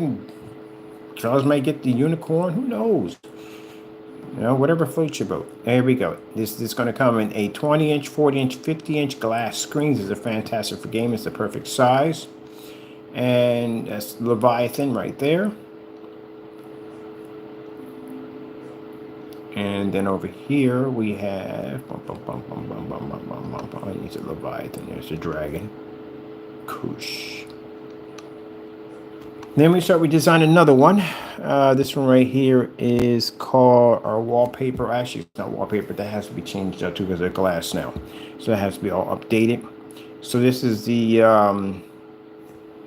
Sorry for a minute. Let me blow my screen up a little bit here. There we go. Okay, this is a FRE Cosmo. It's Cosmic? Oh, Cosmic Sunflower Fusion Black. These screens actually are colored. And then we get into here to the Thunder Shamrock. Thunder Shamrock screen. I don't know where she's building and working on. Thunder Shamrock. The screen's actually green too. The screen's red. This is coming soon. This is going to be our FRE Extreme Scarlet Blood Samurai. Now, we had somebody try to copy this at one point. Jamie came in and tried to basically say, well, I get the same thing too. No, you don't. Where did that label go to? Disappeared, right? Yeah, of course. They have a habit of doing that. They'll copy our labels and say we have the same thing. And then basically later on, they'll never make it because they can't make it. And it just disappears somewhere else. All right. This right here is the FLE Sub-Zero Arctic Black. Now, we're going to, this one comes out. There's no point. Because, what's the point? There's just no point. Just move on. That's that pitbull side of me. But basically, people talking trash and they got to back it up. Because, what's the point? What's the point of going and saying, hey, he can't make it? He literally can't make it. He can't make his own product correctly. Come on, this is great paint. You can't get a great paint to beat another great paint. Yeah, he can't make his own stuff correctly. So if that's the case right there, no, he can't make our stuff at all. And besides, we gave him the ability, which is going to come up in court too, also too, that we did give him permission to make the product, and he failed at it because he did a lot of demonstrations claiming that he can make our products for far cheaper. And if you sit there and say, Mr. Fernando, well, you said I can make your great paint. As a matter of fact, I was making great paint before you existed on YouTube. I was here first. So yeah, and my product at the end of the day, which I can show a judge, was nothing like yours. My product basically got a contract from overseas and had beta testers, and it sold for far more than yours at the end of the day. So my product was much more better than yours. Your stuff has, oh, man, awful. We've had it down there. We tested it. You can't sit there and say we slandered your product. Because no, we literally had your product down there for testing. As a matter of fact, I can show an eBay where you were jumping your price on your product and you still couldn't keep the money. You gave it back to us at $127 or $129 or somewhere in that range. And then turned around and lied in the live stream saying you couldn't ship to our address because our address was unshippable, which we were able to show a tracking number showing that you basically shipped an item to that address and showing multiple unboxings on your products. Where you claimed you had our product and we have no receipts, nothing at all whatsoever, which if you don't have in court, again, this is going to be part of that $1 million lawsuit. So you're going to have to cough it up. If you go in there talking about, well, he lied and said my paint has the yellowish tone, buddy, do not open up that Pandora's box. It's one you cannot shut. Do you understand this? Because I will take you to court on that. Clearly showing that you went online and you basically matched a house paint, a basic house paint at that, and then continue to lie to your customers, telling them that the product itself had a yellowish tone, which it didn't have. No one saw it. We have it in form sites right now, and no one's claiming this yellowish tone. We're not seeing it. And then they're going to ask you, well, how soon did you remove the product off your website? Once he's found guilty of basically matching a house paint, they're going to ask him, look, you knew that your product matched the house paint. After discovering this, how soon did you remove this off your website? And this is where he's going to get in trouble because he didn't. He kept it on his website. He continued to lie afterwards, launching another video, going in and removing the video, changing the name of the video, and bringing the video back online to continue to deceive his customers. This is where the consumer fraud and the prison terms come in. Because it clearly shows that he knew that product was matching house paint, and he continued to keep it on his his website, and continued to sell it.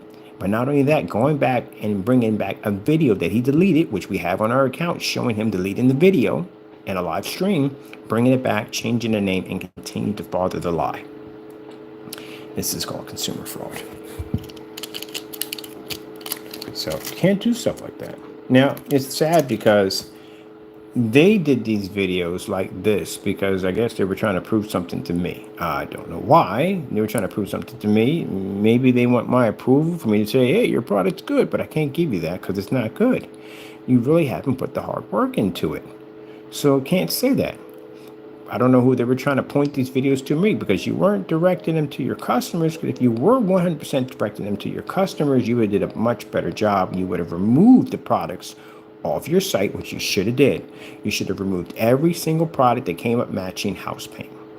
You should have issued an apology to your customers for you're sorry for anyone who's purchased this product.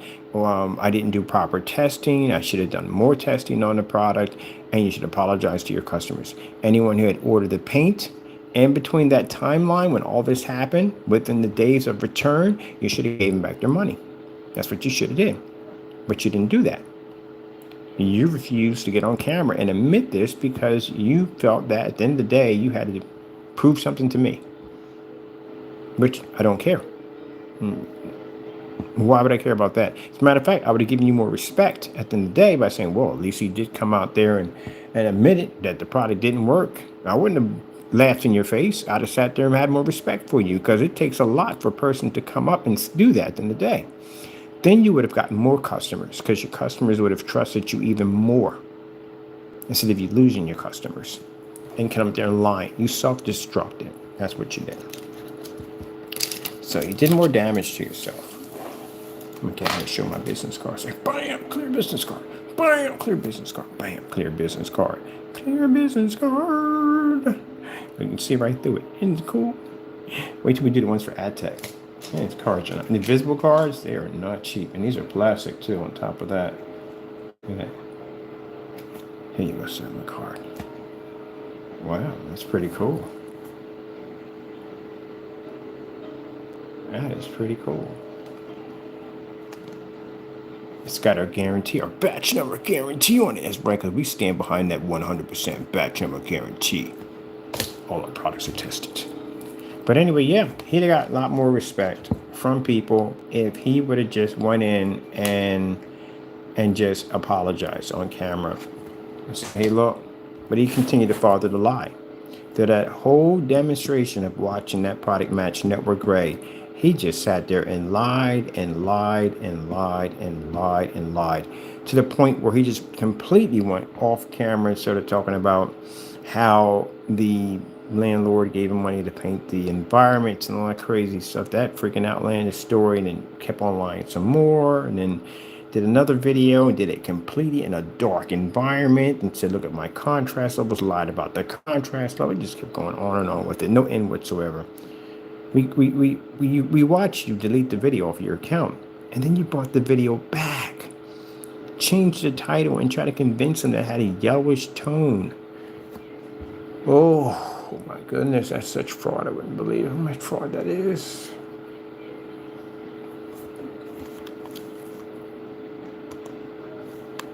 Because they're going to ask you. It's like the equivalent.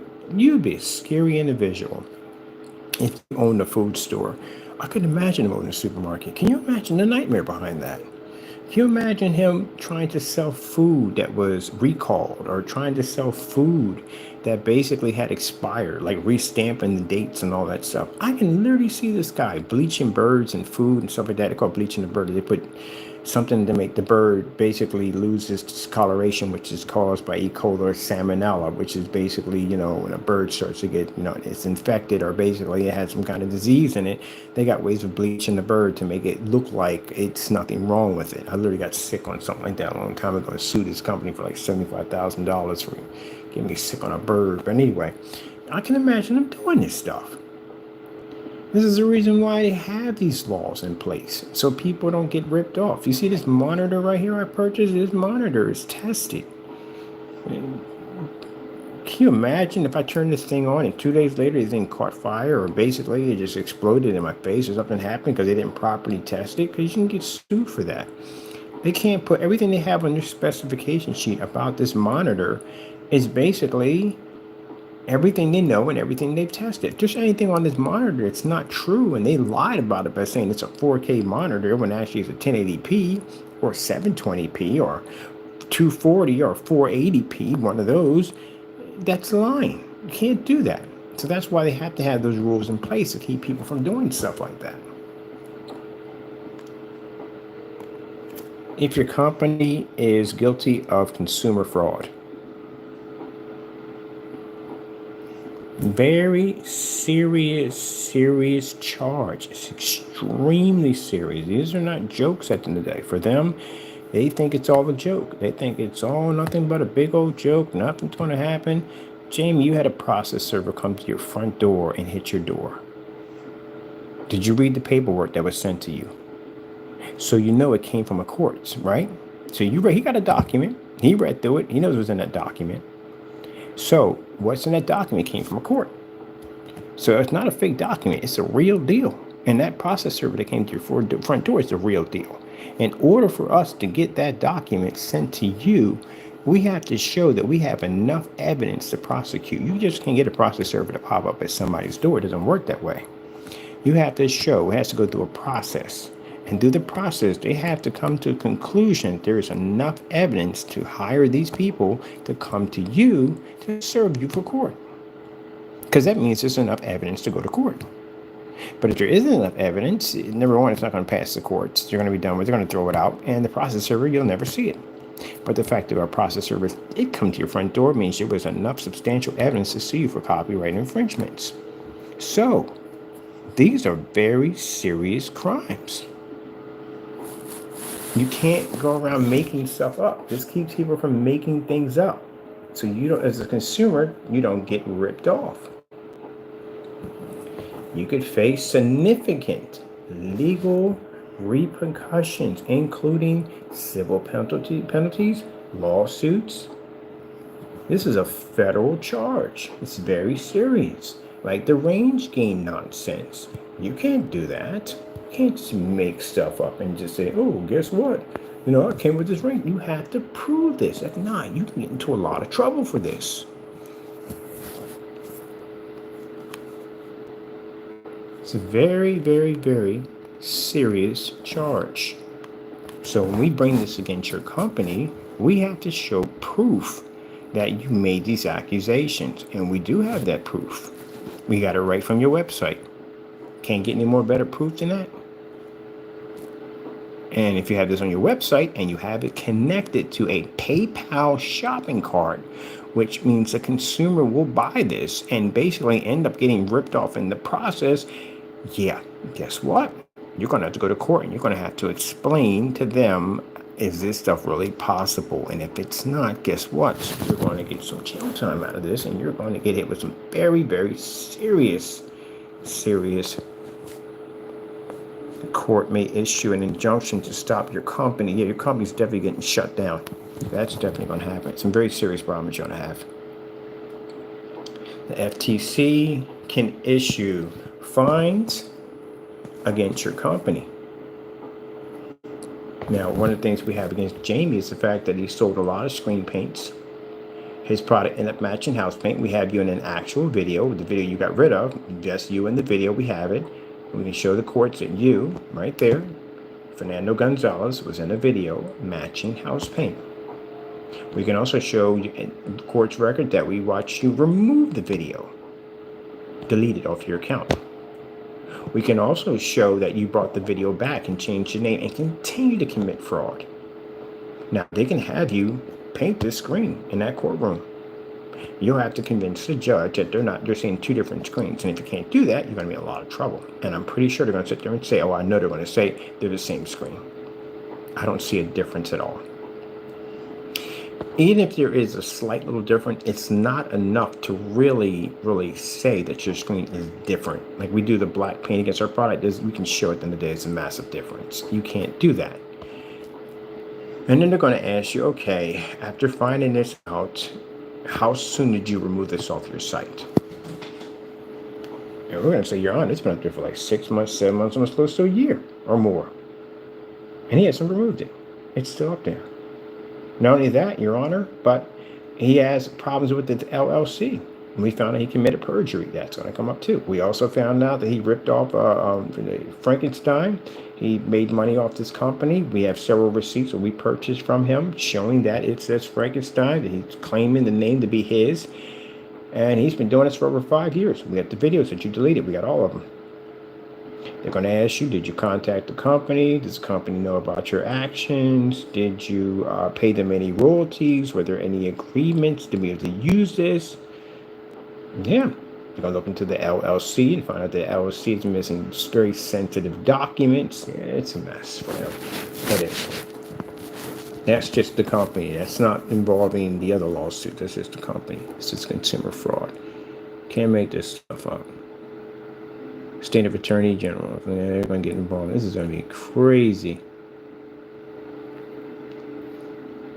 And that means anyone who purchases paint could literally come back. Even if statute of limitations are up because there's a joint lawsuit, they may be to have them come in and sue you.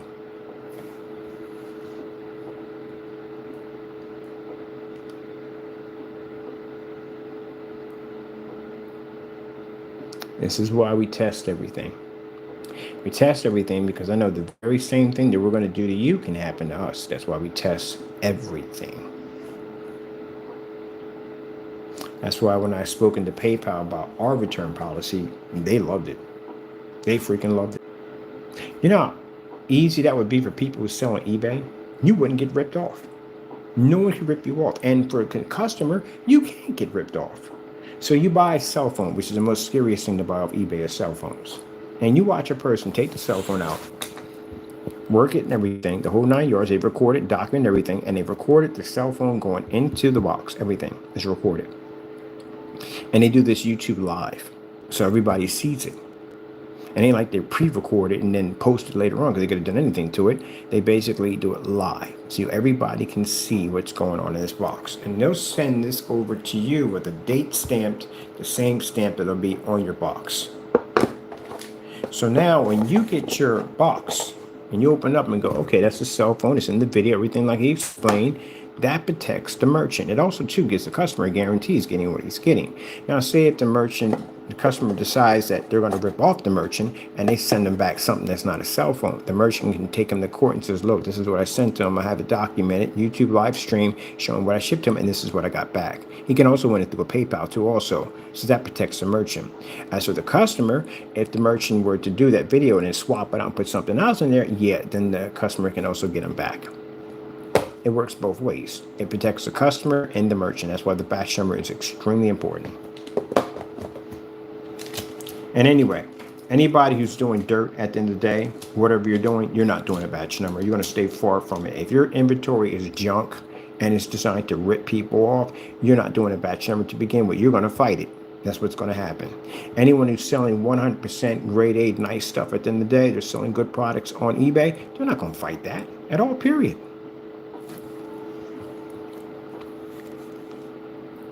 So the fact that they're fighting it, the batch number, that tells you right there.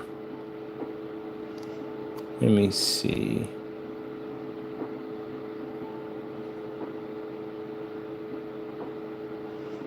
Oh man, this is going to be crazy. So let me see.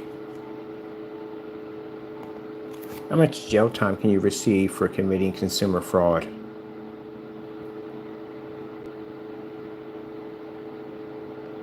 So it's a third-degree felony. So you're looking at 7 years in prison.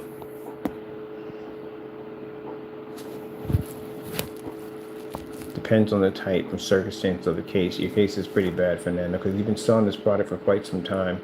And the other one has that range game for making stuff up. That's not good.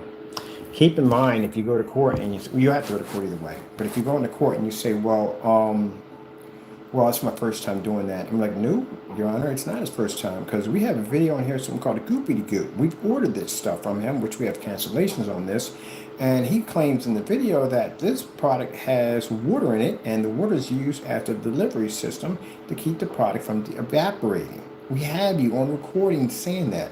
I know you got rid of the video, we know you do, but we have a copy of you saying it. I literally have a container where it shows where half of that paint is water. So customers are getting 32 ounces of what? They're getting 16 ounces of water and they're getting 16 ounces of paint, which means technically they bought for 120 bucks is when you sold it.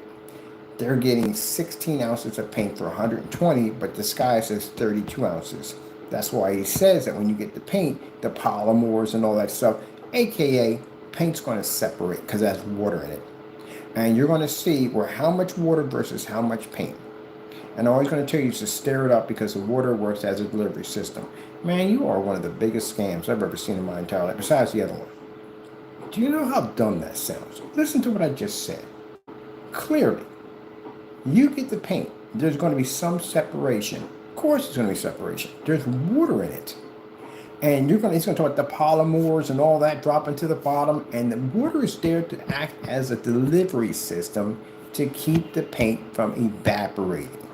That's why it's there. When technically, you only ordered 16 ounces of paint when it was supposed to be 32.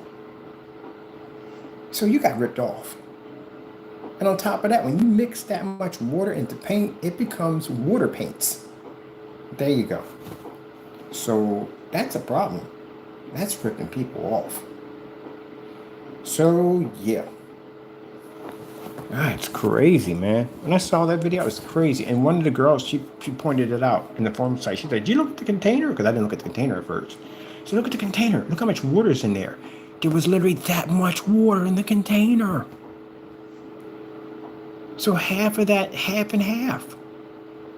So he put that water in it, I guess, to try to give it a kind of a skin-like texture, because he kept repeating the same word over and over again: skin-like texture, skin-like texture, skin-like texture.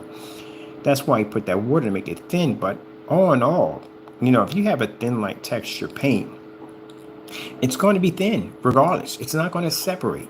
It's going to be thin, that's all. But the fact that it did separate, that's not good at all, period. Now, the new stuff he has, the PSP, that stuff doesn't come out. The coloring comes out. He shakes the can up vigorously, and it comes up dark on the lid. It's just the paint comes up gray, and then when he paints, it comes up gray. He did it twice on 2 different videos. So what's in that to cause that to change? Well, it can't be water. Water wouldn't do that. Water wouldn't cause the paint to separate like that. It's like it's something in there that's basically blocking the black from mixing with the acrylic and the water he may have in there. And the only thing that does that is oil. Oil does that. That may be the reason why that you saw particles of black on the screen, like these huge clumps on the screen. That is the powder he's putting in the pigment. It's not mixing correctly. It's separating. That's what it looks like it's doing. And then that whole bubble that's popping up on the screen, he's talking about that's oxygen releasing from the screen. No, that bubble is basically because you have so much water in there that the paint's not marrying well correctly. It's not marrying to the surface, and the little white dots you're seeing is the actual primer on the opposite side of the screen pushing through because it's not thick enough to cover it. That's why you have to do multiple coats. Now, the first one he did on the Goopity Goo, that stuff had oil in it, because I can tell when he was pushing the roller didn't even turn. It was just smearing it all over the screen. And that's where he came up with saying that if you're not painting the screen, you're just getting it wet. Come on. We weren't born yesterday. We're not stupid. Who says this? Who in their right mind? I've never heard that. And as long as I've been in business, I've never heard anybody say that you're just wetting the screen to get it wet. Think about that one. I'm going to paint a 120-inch screen in 5x9. I'm not even painting the screen in. I'm just pushing paint around it just to get the screen wet. If that's the case, why I just can't go in and get a sponge and put a little water on it and just wet down the surface and then paint over top of it if it has to be wet first.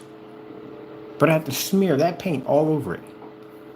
And then they want you to get it with a light roll and then a heavy roll. Let me explain to you, Danny, what you did. So, if they had rolled that paint on it, because whatever's in it, that oil, it's not marrying well, and that's why the paint is streaking and it's one color and a different color here, you want them to smear the paint all over the screen just to get it wet. That's what you say, right? But if they were to paint that screen down, like anybody else would paint screens down, it'd be all kinds of imperfections, discoloration, it'd be streaks, it'd be marks, because paint does not take well, especially when you add pressure to it. It's kind of like painting a surface that has child-proof coating on it. It won't take. So you advise them to smear the paint around. That's to fix one problem. Now, the second you're going to have is how to smooth it out so it looks somewhat like an even coat. So that's why you advise them to basically go a little heavy on the roller so it blends better with the screen, and then hit it lightly. Now, by hitting it lightly means you're adding less friction to the surface, and it's going to allow less streaking and imperfections and whatever pop up from because the paint's not taking so well.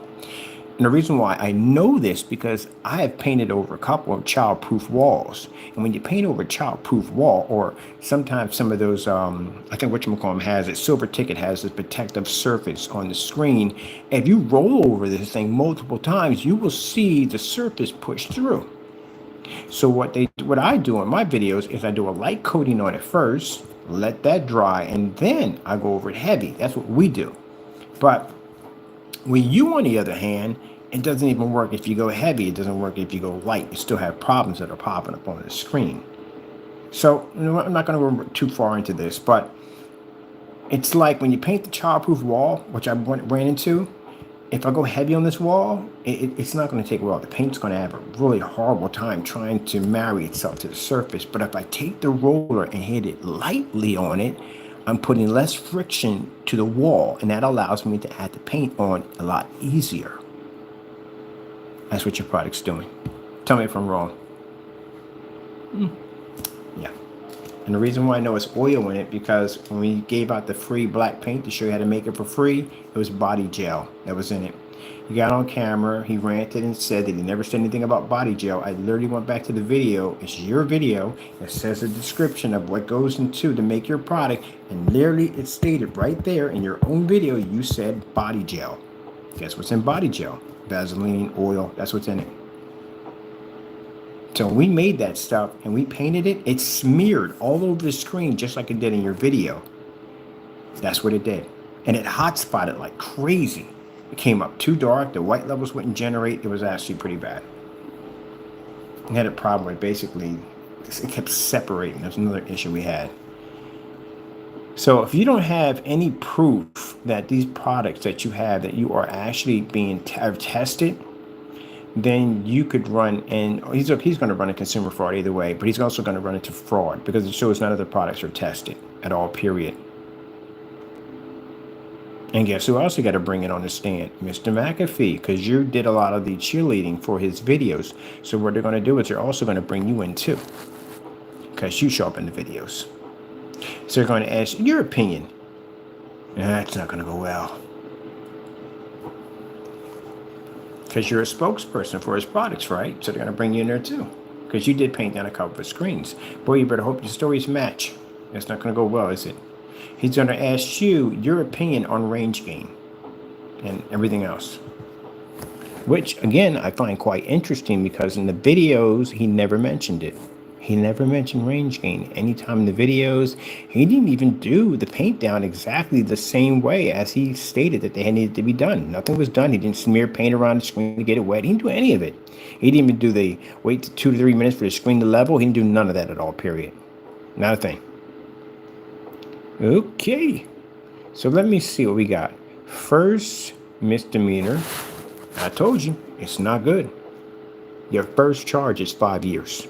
So you know this, with a $10,000 fine. What I mean, consumer fraud is no joke. It is no joke.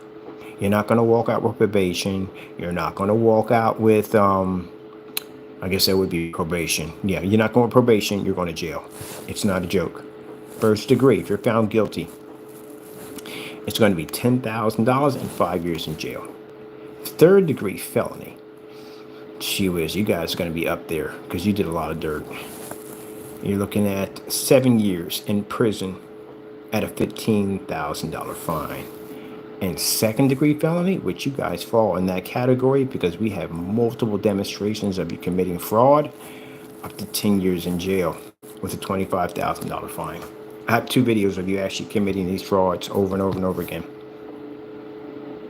Multiple videos of you lying on camera. There's actually one you talk about how you paint the screen the 5th time, it gets slightly brighter.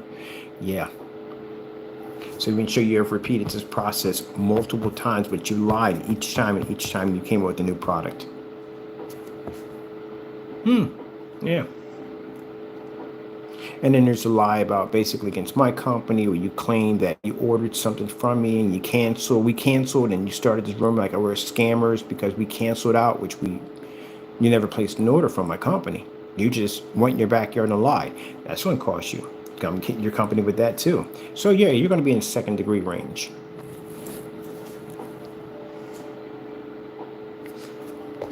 GRS, all that just a lie. All that just a lie to try to make me look bad. Ugh. I got to change machine. So there's a lot of change in there. There we go. All that just a lie. Oops, I gotta get a scan or something for this. See how much time you can get? I told you, it's not a joke. Now, we filed already. So that means that when your time comes and you have to go to court, you're going to explain to the court about this range gain nonsense. And I can show the court that, look, not only did I basically know about this range gain was fake, but we actually did several video demonstrations asking him to remove it off his site because unless he had any way to prove it. And we never got any proof on this at all whatsoever. So guess what, buddy boy? Lights out. Your time is caught up with you. Can't go on YouTube. You can't build websites. You can't basically make false accusations about your products. You can't do that at all, period. It's dangerous. It's very dangerous. You're going to be requesting your safety material data sheets too on top of that. Another thing too is going to be brought up in the conversation. You made a statement about how you're making these products that are not over the counter. You're using raw element chemicals. That is going to bring on Homeland Security. Because you can't go out and buy we know it's fake. We know it's fake. But still, you can't make those statements. You're telling people you're making chemicals from scratch. Everything you buy is over the counter has been tested. Everything. Even the very chemicals that you buy from chemical plants all have to be tested. They can't be selling you some raw element in the day. Now, you can buy raw elements. Anybody can buy raw elements, but in some places, you can't even get those elements unless you show a proper license. Like if you work in cosmetics, if you work in cosmetics and you want to do nail and makeup and all that stuff, do you know you can't buy certain things without showing that you have a license, a certification to handle these chemicals? Just for makeup. You got to show that. So if you're claiming that you have made these products from scratch and they're not over the counter, what the heck are you using? This is all going to come up. Because if you're shipping this through the United States Postal Service, and this is a chemical that's not over the counter, never been through a flash zone, doesn't have a safety material data sheet attached to it, anything whatsoever, and you're claiming you're making all this from scratch, you're going to have some problems. Now, you can say, if you did say something like, it is over the counter and I made it from scratch, you can say that because it's all over the counter stuff. That's what it is. Everything over the counter has been tested. You think you're going to go to Home Depot, you're going to sell you plutonium 235 and a canister and give it to you? You're going to give you a raw element like kind of radiation poison and everything else on the sun you can possibly think of. They're going to sell you plutonium, no liquid nitrogen or anything like that. They're going to sell that to you in a large container. Here you go, take this. This is good. No instructions, nothing on it whatsoever. Just take it. You're good. Yeah. No, it's not going to happen at all, period. So, bottom line is, everything comes from over the counter. This is who makes it better. That's what it comes down to. So, you get your stuff from over the counter just like everybody else. But since you're going out there and you put it on your website as if you are making this special product from scratch and you have some kind of chemistry background, which you don't have, and you're certified to get these chemicals to begin with, they're going to ask you in court, what are you buying and where are you getting it from? Also, they're going to ask, are you certified? Do you have a license? What's the facility that you're using? Is the facility zoned to be using those type of chemicals in that type of environment? They're going to ask you all that. Your license, everything. Because you're talking about using a raw chemical. And they're going to ask, has any of this stuff been tested whatsoever? How are you transporting this? How are you selling this? Is this going to the United States Postal Service? The United States Postal Service knows what this... Yeah, you're going to get yourself in a lot of trouble. Now, see, with us... Let me show you. because my stuff is all tested. And before I started shipping stuff to the United States Postal Service, I had to go down to this company and spend $700 to get my stuff all tested. So once you get your stuff all tested, you can do one of these. See this right here? You get one of these right here.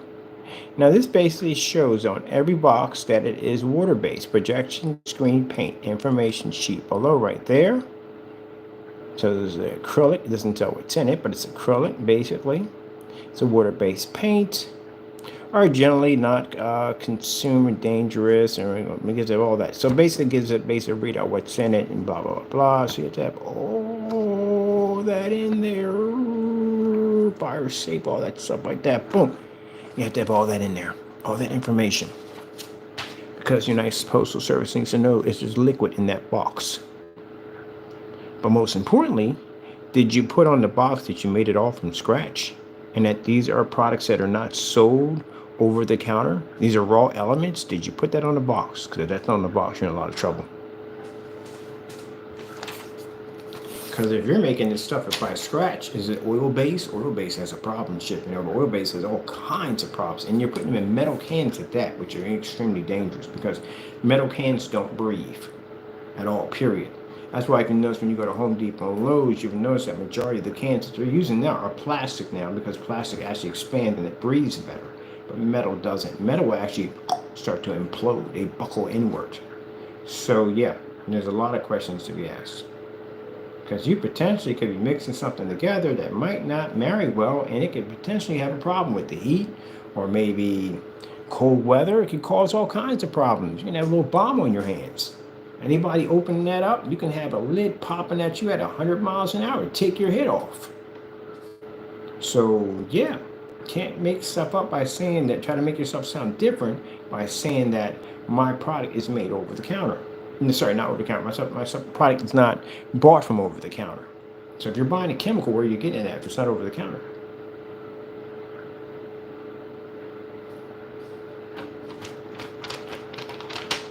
I mean, it's a raw element. Let's see. Raw element chemicals.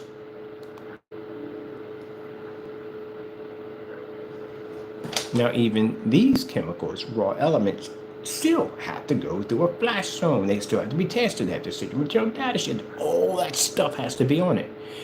Because you're talking about raw elements. Raw elements. Even these elements right here that you buy to make other elements, to make other products, all have to be tested. Because say you buy a raw element and say it's never been tested, say it's hazardous, and they mix this in something for the consumer, and this could cause problems for them. There you go. And this guy's got a mine. He probably has a mine outside his house. He goes in like Minecraft and just digs up raw elements. That's the only way you're going to be able to do that one. Raw elements. Chemicals are made using only farm-grown plants to extract oils and soil, corn. You have to build this up literally from scratch.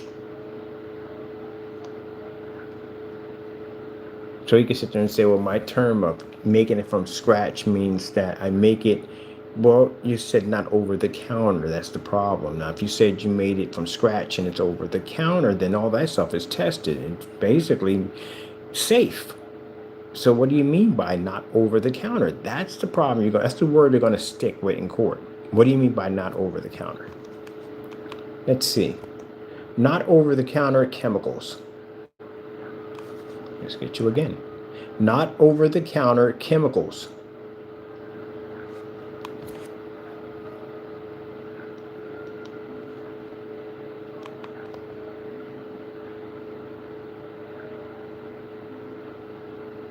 Now, two different ways. If it's a prescription for drugs, that's a different way, but we're talking about a chemical.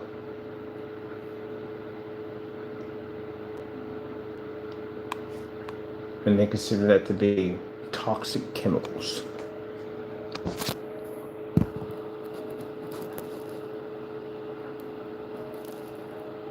So now you're making this stuff from scratch. These are toxic chemicals. It's like making paint from scratch. I'm talking about literally from scratch. I'm not talking about basically making screen print. I'm actually making it and breaking it down from scratch. So with that being the case, where are you storing these containers at? That's another problem. So when you empty one of these containers into whatever you're mixing them into, how are you disposing the containers themselves?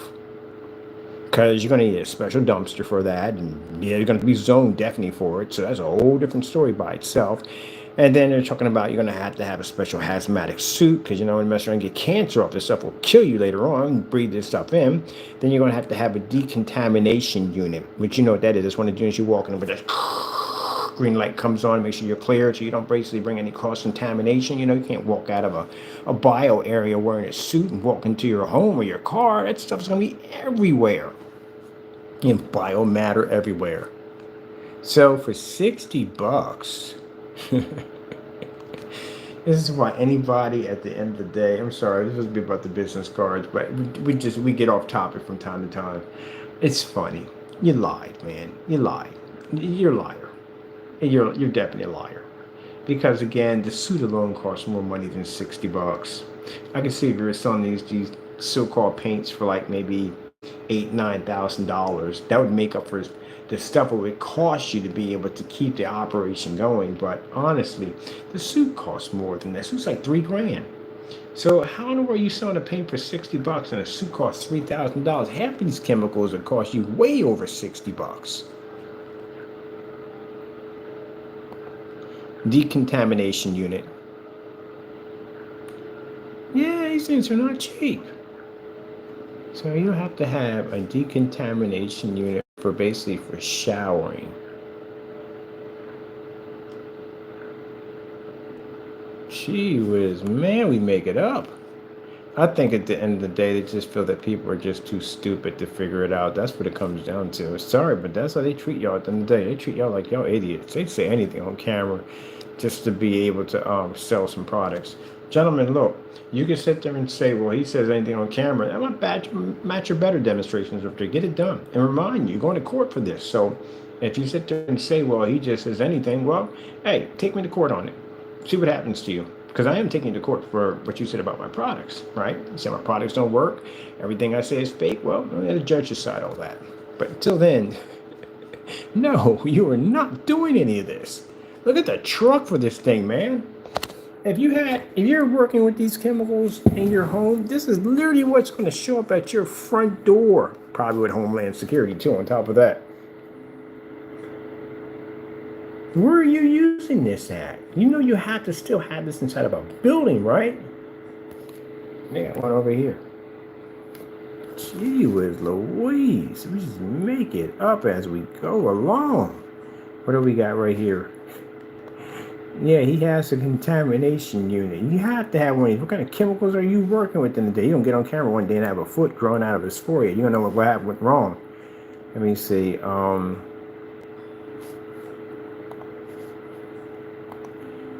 Requirements needed for dumping hazardous waste.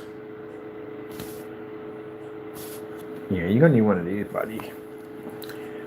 You're going to define some kind of land disposal restriction for hazardous waste. So you can't just dump this stuff anywhere, and you're definitely not putting this into a trash truck. So that's not going to happen because, again, all those chemicals you're going to be using are considered to be in this category.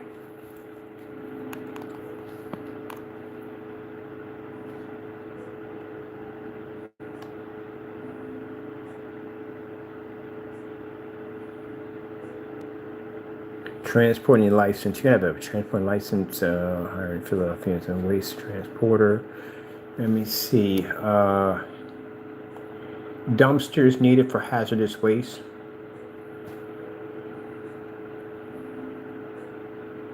Special handling containers. See, there's no way in the world. I'm just, buddy, at the end of the day, I know you lied. I do. I'm just showing you how big a lie you told. Because anybody with common sense would have figured that out in a hot second. You just figure that people are stupid and we're just putting dumb stuff on our site by saying that, hey, look, our stuff is made by scratch. It's not over the counter. That's raw chemical. That's considered in the line of hazardous waste. So the minute you basically get done dumping out your bottles or whatever you're using to make your product, number one, you're going to have a suit. You're going to have a contamination unit because you're going to clean all whatever's on your body off. And you don't want that being transferred to any place else. You're going to have a proper area that's zoned for it. You're definitely not doing it next to your house. I don't care if you live on land to begin with. You can't have that out there, period. Because you got the environment, the ecosystem you're going to destroy. So you can't have it out there. And you can't have it out in trash cans and waste cans. It has to be in a proper dumping unit for it. And you have to have a waste management unit that has to come out there and pick all that up. And you got to pay for all that. That stuff is expensive. This is the reason why a lot of these pharmaceutical companies were getting busted, because these jokers were taking it and they were dumping it into the ocean because it would be cheaper for them to be able to do it that way, or bury it on someone's land, pay for some land and bury it out there because it'd be cheaper for them, because it costs a lot of money to do this. And they get caught and get busted and go to jail for it. You have to have a special container for these. So the warehouse that we had to basically show that the product that we're working with is water-based. It's not flammable, and not this, that. Same thing with the post office. It showed the same thing.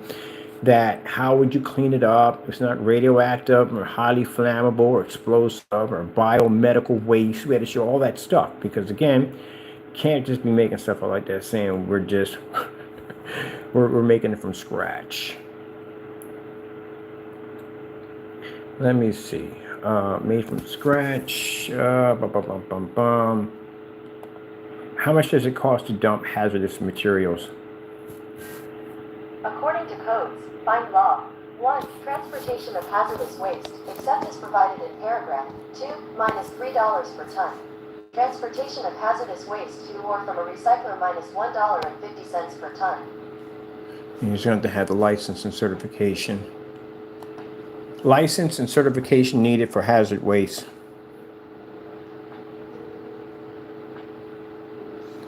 I would love to see this. Please post this on YouTube. I want to see this thing.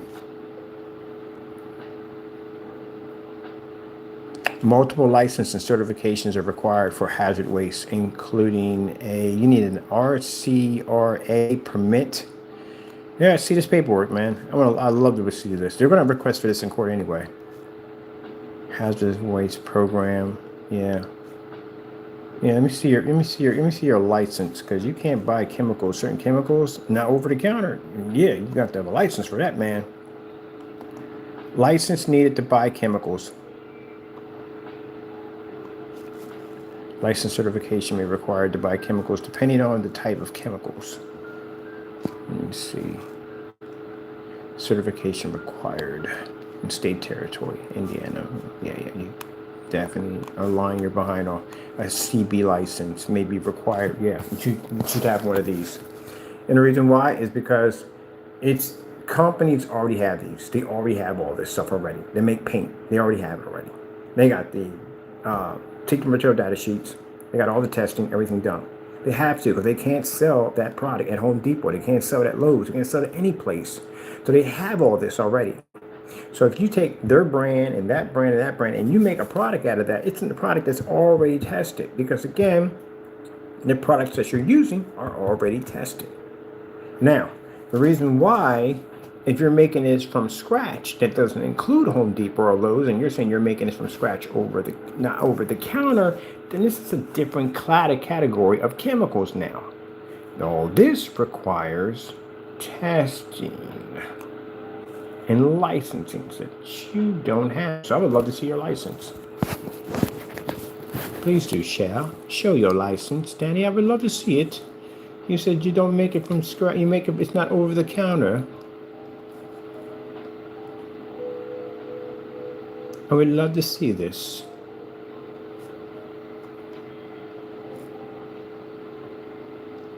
Because, when you look at paint, you read the ingredients, those weird big words they have in the back. Those are raw elements that they use to make that product. And you would have to be, even those raw elements themselves, if you're buying, I think of a weird name for something crazy. But anyway, if you're buying those raw elements, they've all been tested. They have to be tested. Everything is tested. Unless you're literally mining elements, then that's a different story. So to show you how big his lie is, that say if you buy You make a cake, simple. You can make it already pre-made, like Dunkin'. What do you call it? Betty Crocker, already made, right? It's already made. Take it out, put some water, eggs, and whatever into it. You're done right there. Or basically, you're gonna break it down and put down your flour and baking soda and everything else. You can put your eggs, and you're gonna put your salt and your nutmeg. What are you gonna put and make your cake? Gonna do it that way instead. But keep in mind, even the nutmegs, even the flour, all that has basically been tested. It's already been tested, so it's not exactly over the counter. It's just breaking down the ingredients, but the ingredients are still brought over the counter. It's just put all together to make the cake. And the one that's already instant, it's already put together to make the cake. Now, the only way you're going to be able to say that I got all that not over the counter is mean that you're literally going out and you're making your own flour. I mean, literally making your own flour, period. You're making your own vanilla. You're making your own eggs. You got a chicken farm or whatever you have out there. And you got your wheat, and you got you're making your flour with, you're grinding it, you're making it from scratch, literally, without it ever reaching over the counter. Do you see what I mean? But I mean, you say over, not over the counter. Because where else are you getting it from? Where else would you be buying it? Anything you buy from a chemical is definitely going to be over the counter. If I go basically to any store and I say, hey, look, I need liquid nitrogen, and they said, okay, it comes from over a counter. It's been tested. The safety material data sheets are sitting right on top of it. So unless they're making it and they're mining it in some mine somewhere like Minecraft, that's the only way, because it's never reached over a counter. It's a raw element. Duh. That's the reason why I sat there when I read that. I was like, no, over the counter. What the freak? Does he know what he said when he said that? You really don't know what you said at the end of the day. So when you break it down, unless you're going into a mine with a hard hat and a canary or some kind of bird, so if the gas goes off, the bird dies, I can say it that way you don't go with it. That's the only way you're actually getting it raw elements. Because even raw elements themselves are basically have been sold over the counter. Except for the difference between those elements is certain ones require licensing, because you can't touch that stuff unless you show that you are certified to use it. All right, man, gee whiz, you got to stop putting stuff on your sites that are not real. You really have to break that down. Break it down. Let me get back to my beautiful business cards. To break it down. Yeah, that's what that comes from. So that's what you're going to be asked for in court when they ask you that question. Look at the cards. Look, you see right through them. Look at them. Yeah. Bam. They got my 800 number on it. Isn't that sweet? Black Series Edition.com. High performance projection screen paints. Or projection screens, because we do both screens and paints. Yes. Look at that. Got that symbol on it. 100% guarantee. Yes. Look, I'm going to tell you something. They copied me. I got an LLC. Jamie got an LLC, of course. He didn't know how to handle it right, and that's what happened is. There's no point in putting your pretty labels on and getting business cards if your company can't stand itself. There's no point. It's like the equivalent of basically having a house that looks like a mansion, but behind it's just a big cardboard cutout with a shack behind it. You basically are going to have to show a product that actually does work. Before, gentlemen, you invest the money into business cards, an office, a warehouse, or whatever at the end of the day, you have to make sure your products basically can stand the test of time before you do this. And what they did was what they call putting the horse before the carriage. That's literally what you did. Break it down again. Do.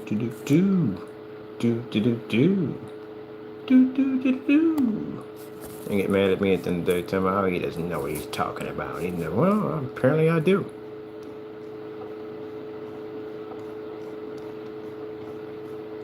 We got our business cards. I can't wait, man. I'm gonna get me another set of these. I don't know. I like this glass. I wonder if we can get something. I like the see-through, but I wanted to do something with the black. We get some black see-through would be pretty cool too. I'll experiment. How to play with these. So then I got to get a card holder, which I should have bought because it was right there. Like, you need a card holder? And I was like, nah, we don't need one. Now we're like, we need a card holder now. Need something I pull out and like, ding, there's my card. I just go to Vistaprint, order one. Oh, no. I go to Amazon, order one. All right. Well, I have work to do. Look at that right there. Are you ready for that naysayers? Are you ready? It will crush you. It's just fun at the end of the day. It really is. You know, the response back for this beat is basically them cursing me out. That's pretty much what it's going to be. But, it's funny because everyone that I talk to in business always have haters. They have haters. A lot of them have haters. And, you know, they're just people at the end of the day that are jealous. They're upset. They're angry and they're bitter. If they were good at anything, they would have showed me a paint by now. Something by now. Something. Now, would I bother going to their websites? No. What's the point? What? To have one sit there and rant and curse at me, show me pornography on this site, and scream and yell, dox addresses, get himself in more trouble? He's already in trouble for all that already. Now, what to go? And on top of that, what are we reading over there? Nothing's over this correctly, and I can't lose any more brain cells. I need my brain cells. I got things to do.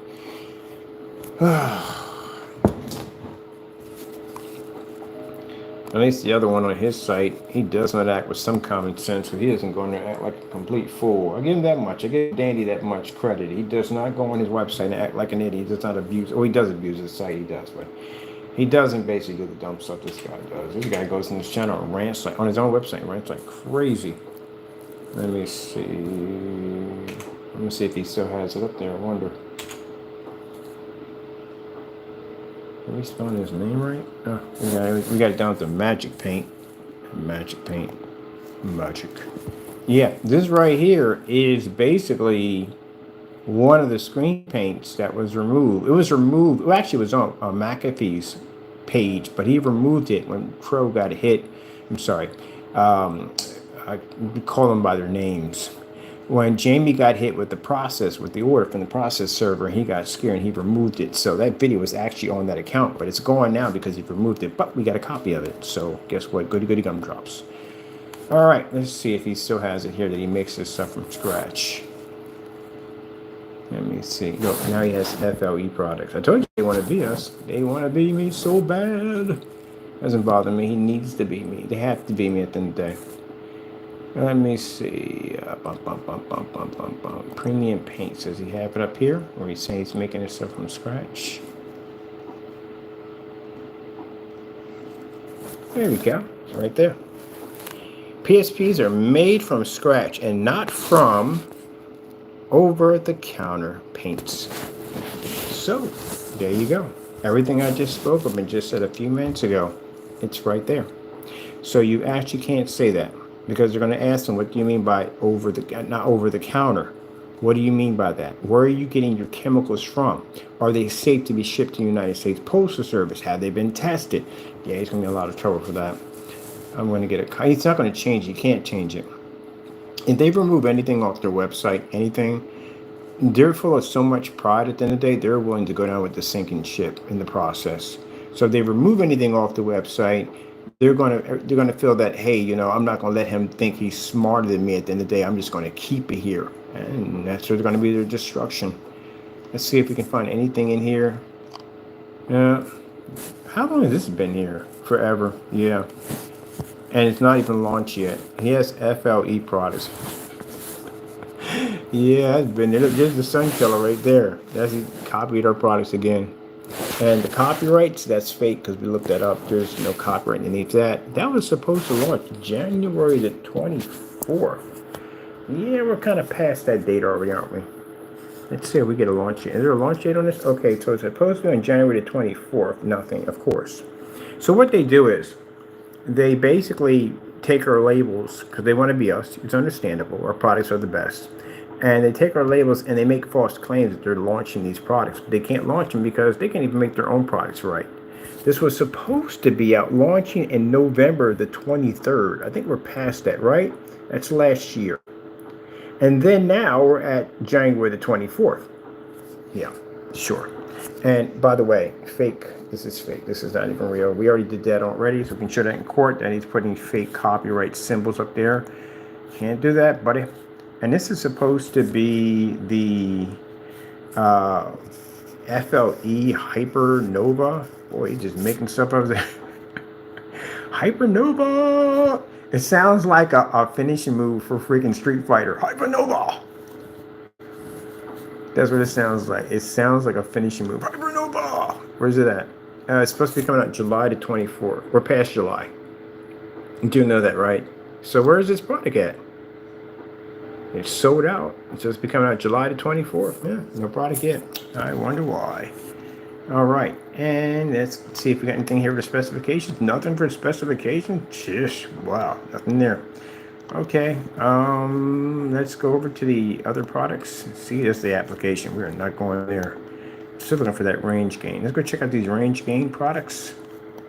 See if he has it still in here. Again, this is fake. We looked it up. That's not real. Let's see if he still has the range gain in here. There it is right there. I told you. Now, you can't sit there and stay on camera and you lied about anything. No, it's right there. Approximate range gain. 0.8, non-existent. That's not real gain.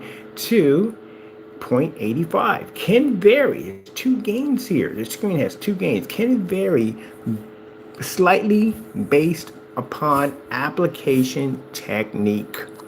Click here. It says nothing here. I've read through all of this. I got a video actually dedicated just reading through all this to show the courts. There's supposed to be a video down here. And in this video, you see his paint constantly failing, but it was removed. He got rid of it. And it's right here where it says copyrighted. No, you don't have a copyright underneath that. We checked.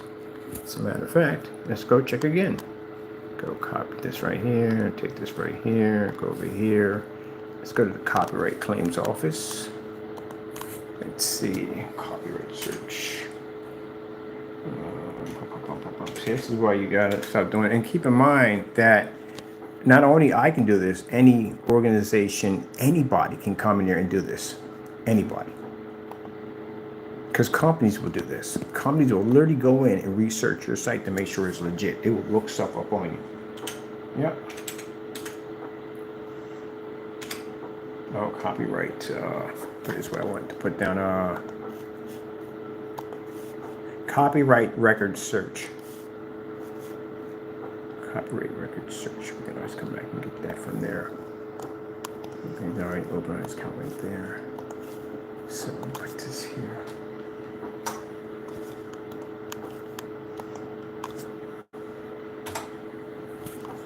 There we go. This is the search. And boom, this is how you find out. This is how you find out if a company is legit. So if their copyrights are real, it'll pop up in there. Doesn't make a difference where you're at. You can be in England, you can be anywhere. It doesn't make a difference. You're going to pop up right there. So, let's see if this is actually real. It says it's copyrighted 2023, right? This is why I say you can't lie about stuff like this. Stop lying, really. Now, if it's there, it's there. If it's not, it's not. Let's go check it. Last time we checked, it wasn't there. So let's go to our copyright search. You put it right in here. There we go. And let's hit the button. What does it say? Your search found no results because it doesn't exist because he made it up. Faking it. There's nothing there. See? That's what I told you. Liars. They lie all the time. So this right here doesn't exist at all. And you shouldn't have a copyright claiming that it's copyright because it's not copyrighted at all.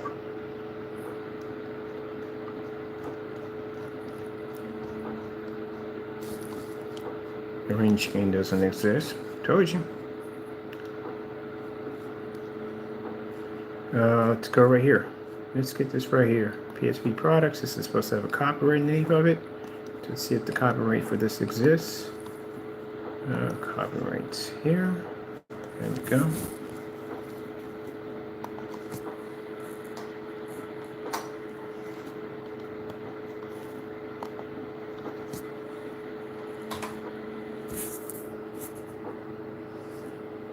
Now see, this is why I say you gentlemen are not smart, and I'll tell you why.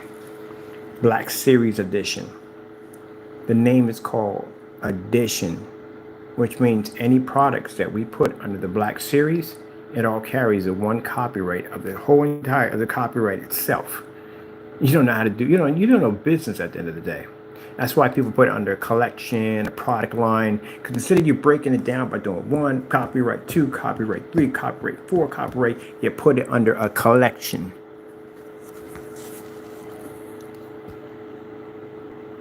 So that doesn't exist. I'm not going to go through the whole thing because it's just a waste of time. It's just really a waste of time. But I just want to show you that, yeah, that is not, a copyright should not be there because that's not copyrighted. And at the bottom of the page here, that shouldn't be there. You shouldn't say that that's copyrighted because that's not copyrighted at all. Same thing about his company where he claims that he did an installment. Installment was definitely not done in that environment because the screen is nowhere in that environment. Actually, it comes up somewhere else on Google, and he was mistaken a gymnasium for a church. The church installment was actually gymnasium. So, yeah. Let's go back to the premium paints. So grab me another one here. This one right here. How in the world is 32 ounces only paints up to 120 inch screen? 32 ounces of rust can paint up to 150 inch screen. If it's thinner, you would get more coverage, but this one actually came out gray because the other video on that one went missing. Gain on this screen. Let's see, it's supposed to be a charcoal black. Yeah. Let's see. Designed for long throw and short throw. Not recommended for ultra short throw. So you won't be running this over short. I don't know how that's even possible. It's a paint. I don't know how you can't run off an ultra short throw. And there's a range gain again, 0.8, 0.85. Also not real. Did he remove the rear projection? Because it's still there too. It says it has front and rear capability, which I have not seen any demonstrations on rear, and it's a roll and a spray on. That's the first sign to tell you that it's not a rear projection. Rear projections, you can't roll them on because you'll damage the screen. So he doesn't know what he's talking about. And also, too, I did the research. I checked on his site to see how much he knows about rear projection, and there's nothing there. As a matter of fact, I found a video with a 2300 lumen projector, little tiny screen about smaller than my cell phone, showing a demonstration. You couldn't see anything pop up from the front or the back. So he has no knowledge of rear projection technology at all whatsoever. Danny, would you like to challenge my wits against yours on rear projection technology, on how much I know versus you?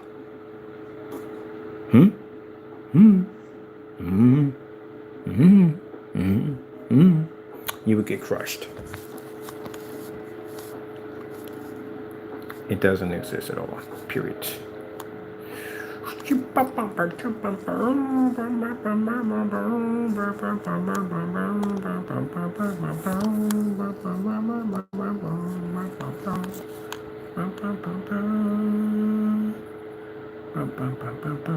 Jamie, this is going to hurt a lot. You touched this right here, didn't you? This is what he messed up on. You see this right here? See that little cube right there? That's my copyrights. They're real. They're legit. Now, we got a message from you saying that the copyrights weren't real, that you could do whatever you want. That's what you text over to me.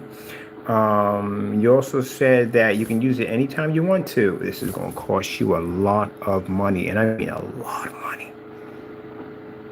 This is copyrighted. This is my material, my artwork that I designed, and you can show multiple pictures of you using it. That's why a process server came to your front door, because it was enough evidence to basically have the process server come to your front door. But this time around, it's going to be different. I'm taking you to federal court.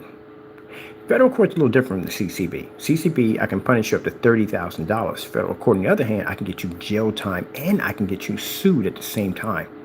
So you're going to try to convince the judge why you took this material right here off my page and used it for your own personal use when I contact you multiple times, even with a cease and desist order from an attorney telling you to leave it alone. So, Crystal Edge Technology Screens.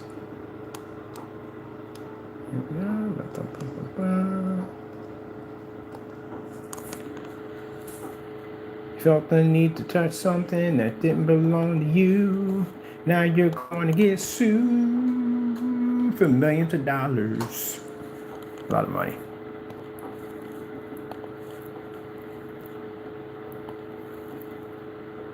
What am I getting sued for? What did I do? The cube itself, it's copyrighted. If you look in the description, it says 2D artwork. That cube belongs to me. Anybody caught with that cube is getting sued. So if I catch it on your website, if I catch it on your YouTube channel, you can sue for $1 million. We're going to clean up. This year, I already got people that we know that have been using that cube without our permission. We know people that are not even in that group that have been using my cube without my permission. You're going to owe me a lot of money. If you don't have it, it's not my problem. I'm going to take it all from you. That's what I'm planning to do between here and December. We're going to clean shop. So if you delete it, it's not going to help you. We already know, we already got it documented already that you touched that cube. It's not just the name. The cube itself sits on a copyright. There's my, right there. My registration, everything. So if you touch that cube, even the name, and you used it on your website, I don't care, one time, I'm gonna get you for $1 million, and I'm gonna take away some time from your life. No mercy at all, period. I warned y'all, I told y'all, do not touch my copyrighted material, didn't I?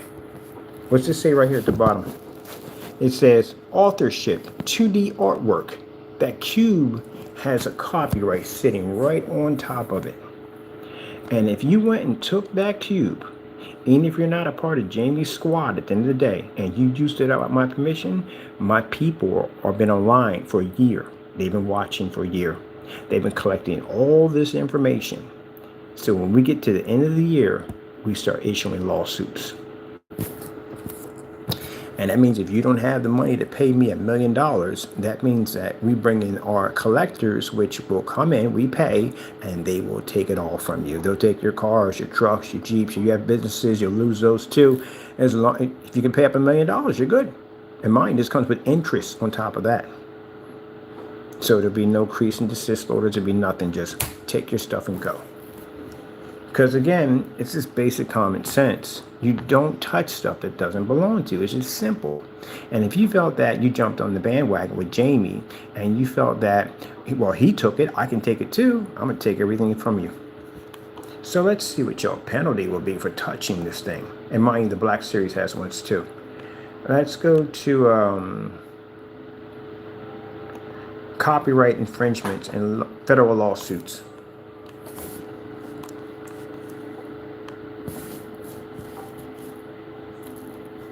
Now, mind you, if you did it multiple times, it's called willfully.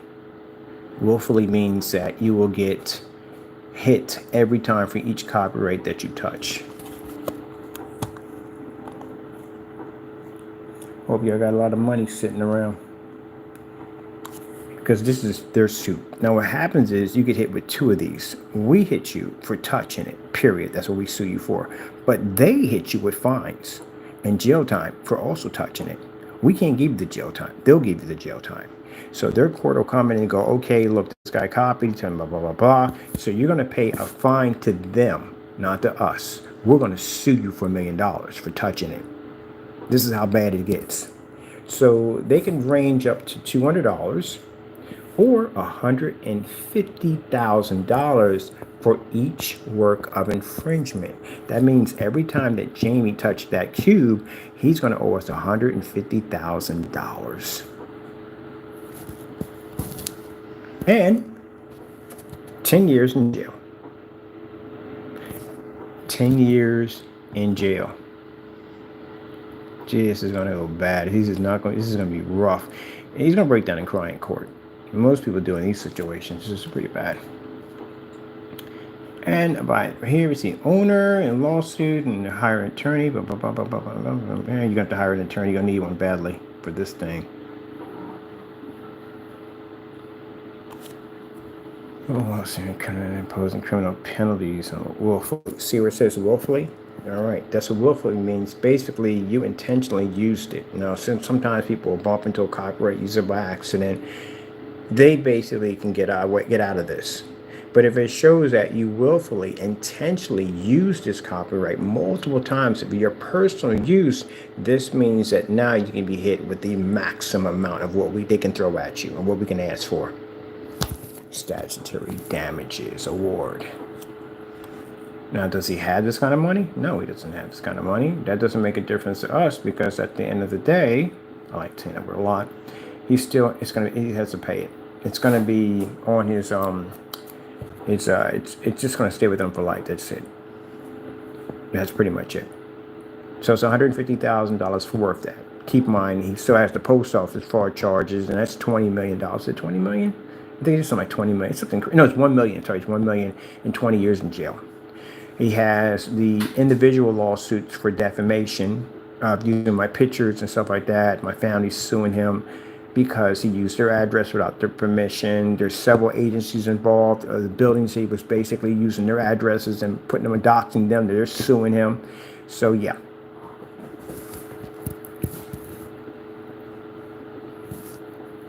Can you imagine being in the middle of a live stream and a process server hits that door?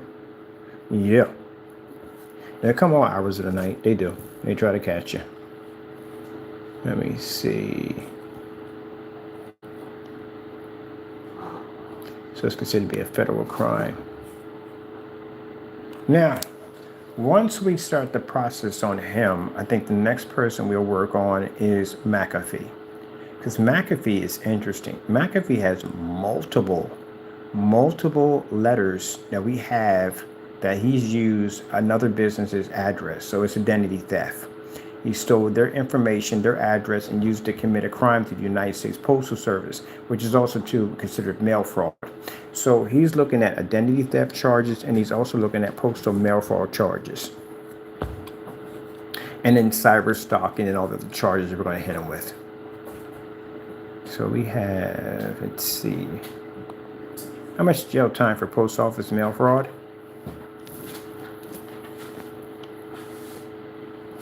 Let me see. Oh, I spelled it wrong. How much time for post office mail fraud?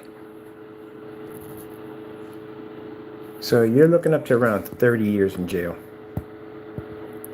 We got how many letters on you, Mr. McAfee? I have to literally go down to this office and they're going to have to file for each one of those letters that came through with your name attached to it. And each one of those letters, of course, your Facebook profile page, all that stuff has already been filed and it's going to be sent over to them so they have all your information, everything on you. We're sending over all of our documents over to the business that you use their information without their permission and share our information with them. So we already went through to file lawsuits against them. They're going to file lawsuits also to and file criminal charges. I'm pretty sure they are. And because especially this case is going to put their company on blast. So they're definitely going to be notified that their company's involved in an investigation for identity theft. So guess what, buddy? You're going to jail. So yeah, 30 years. You got kids at the end of the day. You're an idiot. He's an idiot. Oh, by the way, I forgot about the $1 million fine you're going to have to pay. This is for each one. This is for one. If you commit one of these, this is what it's for. We got 10 of these from this guy. 10 of these letters from him. Mr. Williams is looking at multiple post office fraud charges, not identity theft, but post office fraud charges where he went in and basically used the United States Postal Service to commit crimes. So you're looking at the same thing, about 30-year prison sentence. So gentlemen, don't get comfortable. All right, I'm going to go out and have some fun. I'm going to enjoy my new business cards. I got to go. And Tucker leaving the office because he's fighting something over there. I think he's fighting his rubber balls or something. I got his bag ready. I'm going to go out and do some stuff today. Well, you're in your own little world. You're in a ball, aren't you? You are over there having a ball. Gotta go.